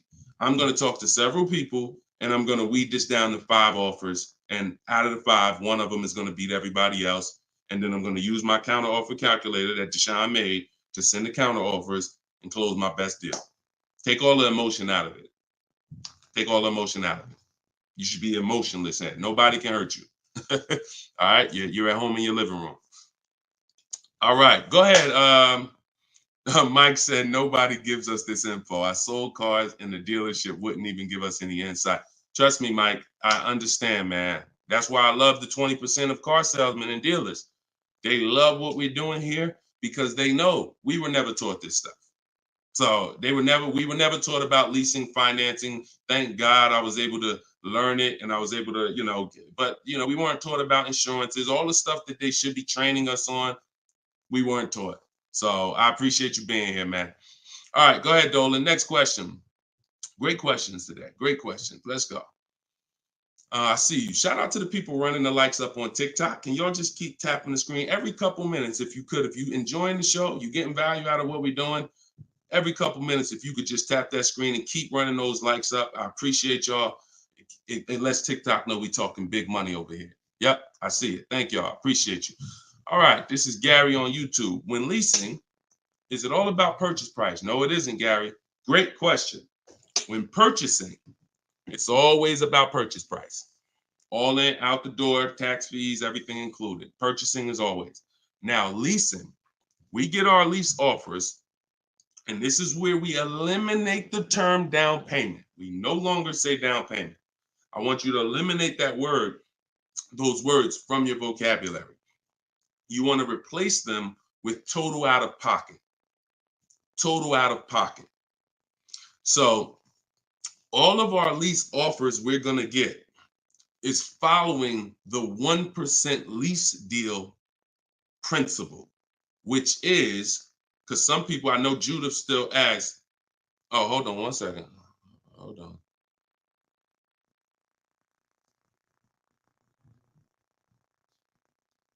Okay, I think my wife's headphones hooked up to the broadcast here. Thank you for letting me know, Judy. So when we're getting, so the 1% lease deal rule is older than, it was around, I think, before I got into the car business at 2006. And what it was is if your lease payment was 1% or lower of the MSRP of the car, you stole a car. Stole a car. Example, I know if you've never seen a 1% lease deal, let me show you a couple. So this is Greg. Greg, look, first time posting here. I'm excited. My latest lease, graduated. Now we have a particular online, video library here. So when they say graduated, I have a coaching program, and but the steps are the same. So I always say, get in where you fit in. Steps are the same in my book, in my video course. He said, I followed the steps, set up a great lease deal, 36 months, 12,000 miles per year, all said and done. Monthly payments $527. MSRP is $56,275. So when you divide the monthly payment into the MSRP, you're going to get a number. Now, when you multiply that by 100, so I'll give you an example. Let me show you how this works. In Greg's case, I got my calculator up here. I would take 527, divide that into 56,275, which is the MSRP, not the selling price. Doesn't matter the selling price. The MSRP is how we gauge the value. Now, that's 0.009. Then we multiply that by 100, and that gives us 0.93%, which is what he put here in his post. So that's an under 1% lease deal. Look, it was a steal. I think someone messed up on the paperwork. No other dealer came close. There we go. Same thing with Freena. Freena just got a Jeep a little while ago. Look, her deal was better than his, my God. But it's a better lease program. Jeep had a better lease program at the time. So, I mean, she got a $579 a month lease on a 65,950 Jeep Grand Cherokee hybrid. Out of control. So this is how we're shopping. You want to follow the format of the 1% lease deal, which is I shop with 12,000 miles per year. If I'm doing 18,000, I'll adjust it later. If I'm a high mileage driver, who's a high mileage driver? You drive more than 20,000 miles per year plus. Who's a high type HM if you're a high mileage driver? All right, type HM. You adjust it later. 25,000 mile a year lease. You always shop with 12 because that's how we judge. I see you, Mr. Silver. That's how we judge. I see you, Ado Johnson. Or no, AD Johnson. Sorry. So still going to, this is still Gary's question. This is why we're not focused on the purchase price when we're shopping lease offers. We're focused on looking at the formula that we use to judge a great lease deal. And everything we do, I have 3 rules. 1% lease deal, I didn't make it up. That's a steal. In between 1% and 1.5%, that's a deal, because that's still better than a purchase. It's still great value. When you compare it to someone who's purchasing, they're paying tons more. Even somebody who didn't get a steal, because the lease program has to be there to get a steal. They got to want to give away these cars. They got to have great incentive, great, everything has to line up, stars in the moon, and then we get the dealer that's going to give us the biggest discount. If it's under 1%, that means the lease program was incredible. But a good lease program, great lease program, will still get you, when you shop your offers, in between 1% and 1.5%. So, you look at somebody like, I used, Charles. So Charles got a Palisade, very, very popular vehicle. He got 10 offers from home. His best offer was 1.23, $48,000 vehicle. He's paying $597 a month. Now that same $48,000 vehicle, and this, I'm about to hit on something that I said earlier, but I'm gonna really bring it across home plate right now. It's impossible to get a great deal when you purchase, but you should have leased. Because look, $48,000 Palisade, you guys know, we talked about it earlier, every $5,000 on a loan is about how much per month? Every $5,000 on a loan is about how much per month? I told y'all, stay by the keyboard, because we like to dialogue. So we want to make sure you are always by your keyboard so you could dialogue. Active learning. That's how you're going to get the most out of this show. Active. Okay. Anybody type it yet? Okay. Thank you, Dominic, on TikTok. Yes. $100. So that same Palisade that Charles is driving right now for $597, there are people who financed it, no money down, and they're paying almost $1,000 a month, $900 to $1,000 if they got a 5-year loan. If they took a 6-year loan, they're probably paying $8 something a month for 6 years. He's paying $597. So that's what I say. You cannot. And even when you have a good lease program and you get your offers, 1.23, 1.25, 1.3, great value compared to purchasing that car. You're avoiding the depreciation that someone who's purchasing is going to take, and it's no comparison. So, but there comes a limit. That's the third category. We got the steals, we got the deals, and then we got, I call this, it's time to chill. 1.5%. Above that, it's not a deal. There's no value there. There's very little value there. Now, no, there's no value. And I'm going to tell you why. Just add up all the payments. 1.5%, we're paying too much for a vehicle we're giving back. It's very simple. We're paying too much for a vehicle that we're giving back. When you take hold on, let me get rid of this. Put the banner back up for those of you who want your book at 75% off. Just scan it right there. Once you get above 1.5%, there's no value, because if you take a $40,000 vehicle, a steal at 1% is $400 a month. A deal is between 4 something and 6. That's 1 to 1.5. 600 a month. Now, above 600 a month, let's take 650. That's 650 divided into 40,000. 650 divided into 40,000. That's a 1.6 lease. I never signed it. Never signed it. I'm gonna tell you why. 650 times 36 months, $23,400. $23,400 I'm paying over 3 years for a $40,000 vehicle that I'm giving back. I paid more than half of the vehicle to give it back in 3 years. So those of you who always wondered what the 1.5% rule, I had to create it, because the 1% rule, a lot of savvy people knew about it. But I noticed There was no threshold for when a bad lease deal. When are we at a bad lease deal now? We know what a steal is, but what's the bad lease deals? And when I started looking at the comparison to purchasing and then the giving a car back, once you get up above 1.5%, there's no value in leasing that vehicle. Next. Clear? We don't sign bad lease deals. Only time we did that, I'm gonna tell you something. All through the pandemic, I had people making 5, 7, 10 grand. Kid you not, hundreds of them.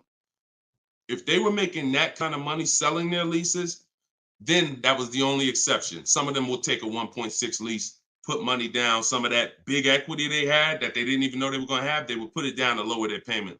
But that was the only exception back then. I never co-signed somebody doing it now. Okay? There we go. Gary, Gary, in my TikTok bio, are you on my email list? Send me an email. You want the whole, you just send me an email and we'll make sure we get you in. And that's a special price, and I'll get you the special price to join us. Okay. I don't know how, can we communicate on YouTube? I don't think we can. I think we can only communicate. If you follow me on any of the other platforms, Gary, YouTube, TikTok, Facebook, Instagram, they allow those direct messages and we'll be able to see you. Just send me a message and I'll get you I'll have the team find some special link to get you in at that price. All right. MSRP, Todd, is always the bottom line. Okay, this is a great question. Hold on. We'll pull another question up, but I want to do Todd's question he just asked right here. He said, do you include freight and handling in the MSRP calculations? That's a great question. Very common. Let me show you this. When you are looking at the MSRP, y'all, leases and purchases of brand new cars, used car purchasing is different. But when you're shopping, we're always shopping based on the MSRP. So let me show y'all this. I'm actually going to save a window sticker right now, and I'm going to bring it onto the show. Hold on. All right, so let me go here. Boom. Check this out. All right, here we go. Hold on. It's loading. Boom. All right, so here's a window sticker. Now, these numbers can be a little confusing. We want to go right there. Right there. Total MSRP is all we care about. Right there.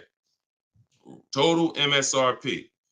Because you do pay for destination to get the car from the factory to the dealership.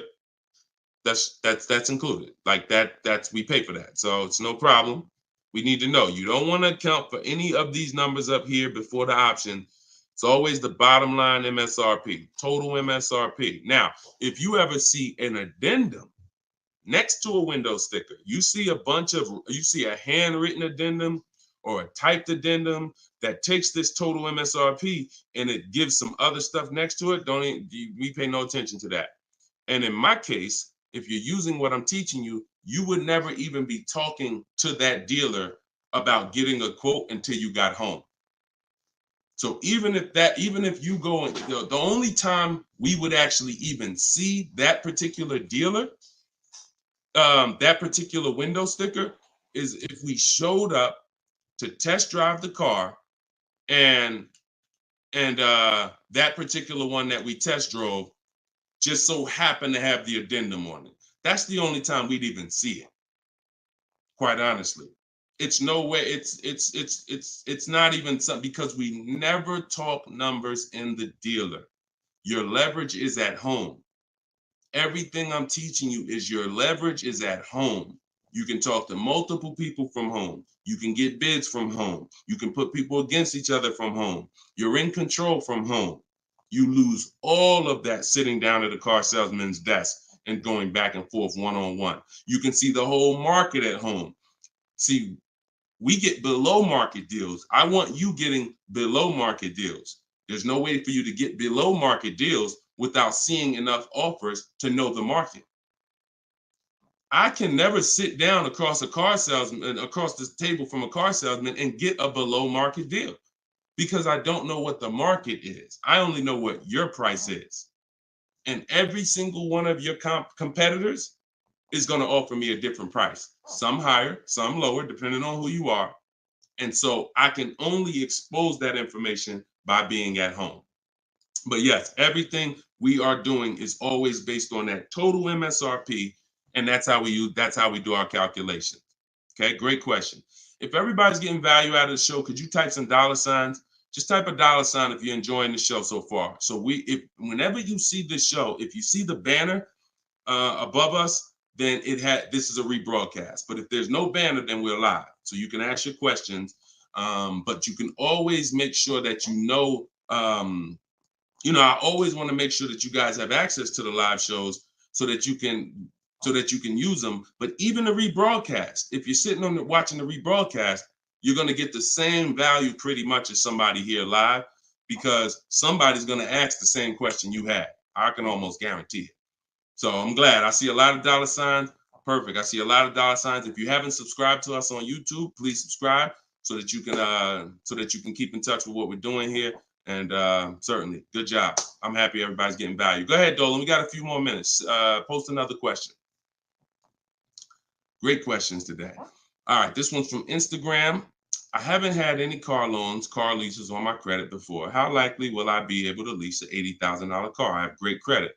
If you got great credit and income, then you could go for it. Great credit and income, you could go for it. Whether you have the car. Now, I'm going to tell you something. Mercedes did not want to be people's first lease. So there are snooty brands out there. I cannot tell you that because BMW may not be that way. Audi may not be that way. Range Rover may not be that way, because I think Chase does their leases. So, but when it comes to Mercedes, they didn't want to be your first lease. You really had to have some type of comparable credit. But if you have great credit and you have the income, then certainly I'd be going for a lease. No doubt about it. No doubt about it. Just like the chicken and the egg, you know what I mean? Like, which comes first? Or it's better is the job and the experience. You can't get a job without experience. You can't get experience without a job. So in this particular case, somebody has to be your first, lender, and most of them will. Yeah, most of them will. You know what I do too? One more thing. I have this in my book too. Just so y'all know, every little detail is not left out, because I've been doing this since 2006. I've heard every question, and I knew every question has a place. What I do, if I'm you, is before I even shop for a car, if I don't know for sure, even with great credit, if I could get approved, I would call and I'd ask for the finance manager, and I'd tell him my situation. And I say, hey, look, you know what? I got a 740 credit score. I make this a year. I never leased before, but what do you think? And if a Mercedes finance manager would tell you, nah, it's probably not going to work with Mercedes. But someone else would say, nah, that's fine. So that way you don't even waste your time getting all your offers just to find out that this is one of the snooty leasing companies. All right. All right, there we go. All right, shoot the next one up, Dolan.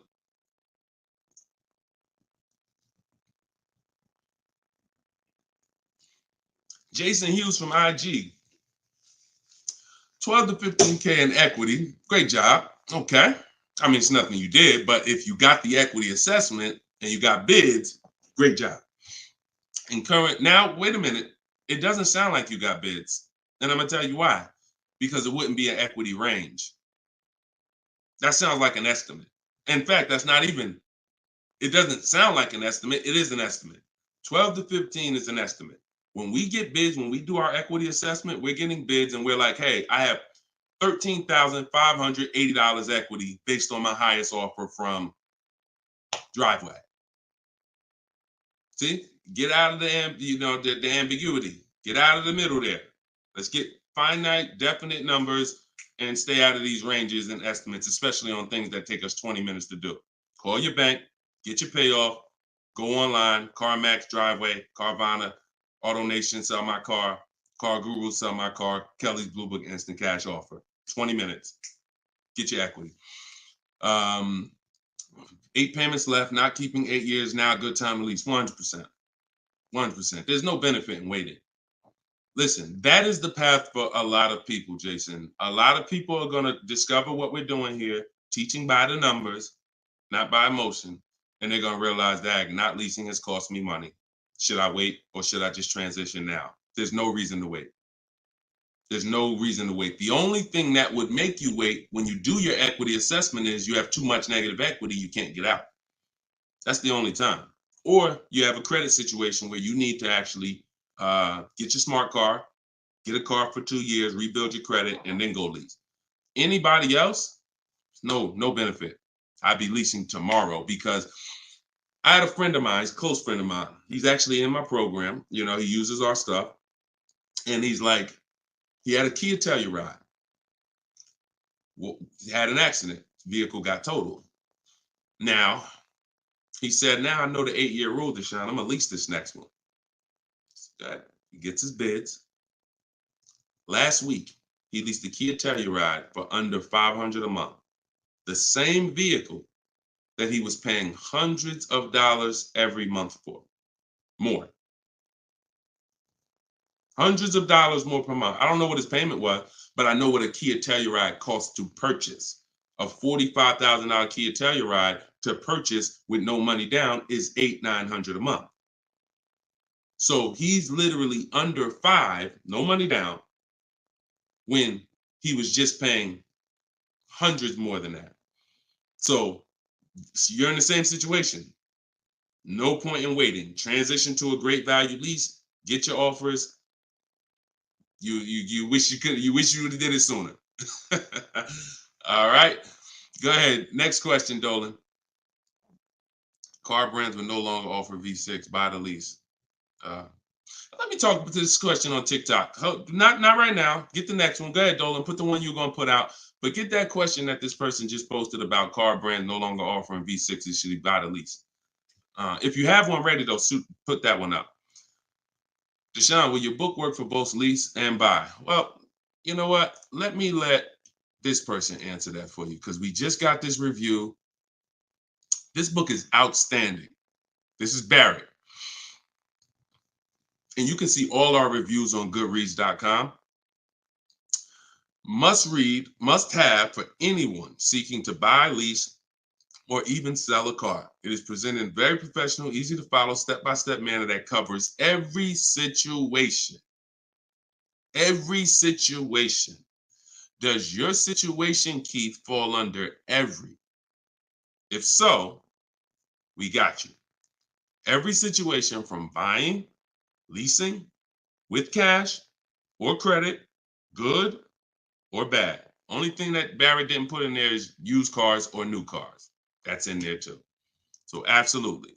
So yes, I'll put the banner back up for all of you who are watching us on TV. You can you can scan the QR code here with your phone, with your camera, and you can get your book for 75% off, or you can go to deshonesbook.com. We have the link in the comments on Facebook or YouTube for you.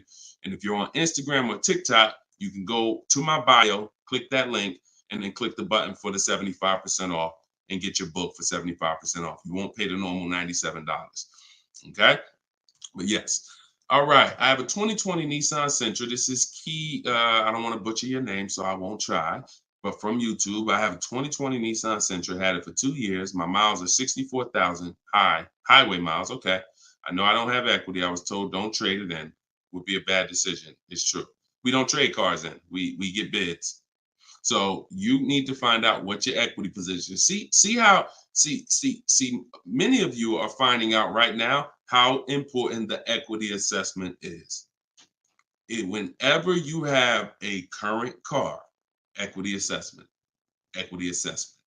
So when you call your bank, get your payoff, then you go and you get the offers, you're either going to be in a positive equity position or a negative equity position. Now, if you're in a negative equity position, there's three solutions for negative equity. 2 of them lead to a car, 1 of them doesn't.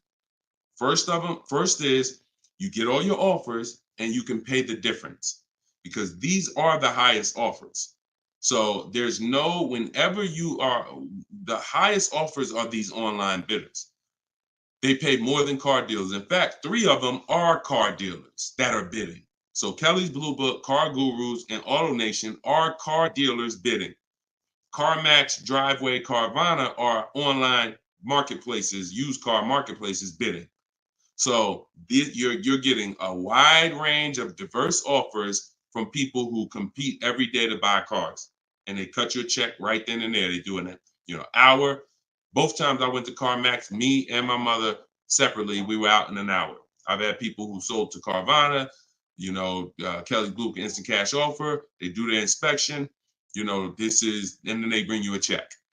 So if you can pay, let's say you said you don't have equity. So if that's the case, then you may have negative equity, which means you might owe 30 and your highest offer is 28. Then I would come up with the 2,000 and I would pay the difference all day long because I'm still winning through a bid. My car's value is maximized through a bid. And if I don't get bids, I'm not maximizing my car's value. So now, second, when we can't pay the difference, then that means we must trade. This is the only scenario where we trade because you need now one part of the bidding strategy you can't do. So you're going to do the other part of the bidding strategy, which is now think about what car you want. Okay, I want a Toyota Camry. Now I'm going to get my bids. I'm going to get the lowest bid, the dealer that's going to sell me the car for the lowest amount, and then I'm going to purchase from them. But before I can purchase, now I need to bring my old car into the scenario and ask them, how much is my old car worth to you? Now that's the winning dealer. You need them to bring that loan because you need them to carry that negative equity you have and put it on top of your existing deal. So you cannot depend on, don't even think that they're going to pay the amounts you had over here. Oh, Driveway was offering me 29. Yeah, you could tell them that, but again, they're not going to be able to pay that. They can't beat all their competition on the bid and then beat all the online buyers on the bid. So that's why I say your first option is always to pay the difference. Because you can win with bids there, you maximize, and then you do a separate transaction, you can still keep them separate. But if you cannot get bid, if you can't pay the difference, your only option is you have to trade that car in, and then you're going to let the dealer who you buy the car from wrap the negative equity into the existing lease. It's hopefully it's a lease because there shouldn't be any reason you're trading that car unless you just want a lease. To buy another car, unless you're saying you're keeping it 8 years, which, like I said, most people, I've been doing this for years, they're going from a finance to a lease. Now, one more scenario. I told y'all it's 3 ways out of negative equity. One leads to no car. You have too much negative equity and you cannot put it on top of the actual deal because banks have loan to value ratios. So if you have $10,000 of negative equity, you can't just slap that on top of a $30,000 or $40,000 car. It's going to be too much unless you put money down. So you can't if you got some cash, you can make the deal happen, but you're not going to be able to do a no money down deal because you're looking to have the bank approve the car, the tax, the fees, which probably another $1,500, and 10 grand of negative equity. And then you want to find that's too much because the dealer has to go to the bank and say, we know this car is priced at 40, but we'd like you to lend this person 54. They're not going to do it. They might lend max 50. So the more negative equity you have, if it's too much, you're either going to have to bring some cash to the table to get the deal done. And if you have no cash, you got to wait. You got to pay down the car. It's the only option. That's why I say, know the cause of negative equity. It's usually because you haven't leased. 99, I could tell you the way out. I just gave you the way out. That's in my book, 3 strategies for negative equity. But when if you don't know the cause and you just turn around and get another purchase and you're not keeping it 8 years, you're going to be in negative equity again and again. And there's plenty of people, and some of you, it may be you, where you're like, dag, Deshone, that's me. Every time I go get a car, negative equity, negative equity, negative equity. It's like a vicious cycle. And the solution is you need to lease. What's causing that is you don't lease. So you're overpaying by thousands of dollars. All right. So listen, y'all, we will be back. We like to do these shows twice a day. If you're on my email list, you'll get the notification. We like to get through as many questions as possible, keep this around an hour, 15 minutes. And so all of you, appreciate you coming. If you want every single thing I teach in one spot in a step-by-step format, that's my new digital book. It's called Cars from Home, 7 Steps to Saving Time, Money, and Avoiding Dealerships. And you can get yours for 75% off in the comment section on YouTube. We got a comment section that's pinned, deshonsbook.com. Same thing on TikTok. I'm the same thing on Facebook. But if you're on Instagram or TikTok, it's in my bio. There's a website right in my bio. Click it and grab your 75% off. You'll get it for $24 instead of the normal $97. Now, if you went there and that timer started, then certainly get there before it hits zero, because once it hits zero, you have to pay the $97, which is still a great price. So my goal for this book is to be the most valuable book financially that you've ever gotten. That is my goal. So use it. Write me with your success stories. Show me your deals when you pick up your cars. Write me, email me, Deshone, just like Tiffany did. I want all of you emailing me your deals so that I can share them on the show. All right. So we'll be back. We'll be back with the next show. This was episode 9. Thank you for coming, and I will see y'all on the next show. God bless you.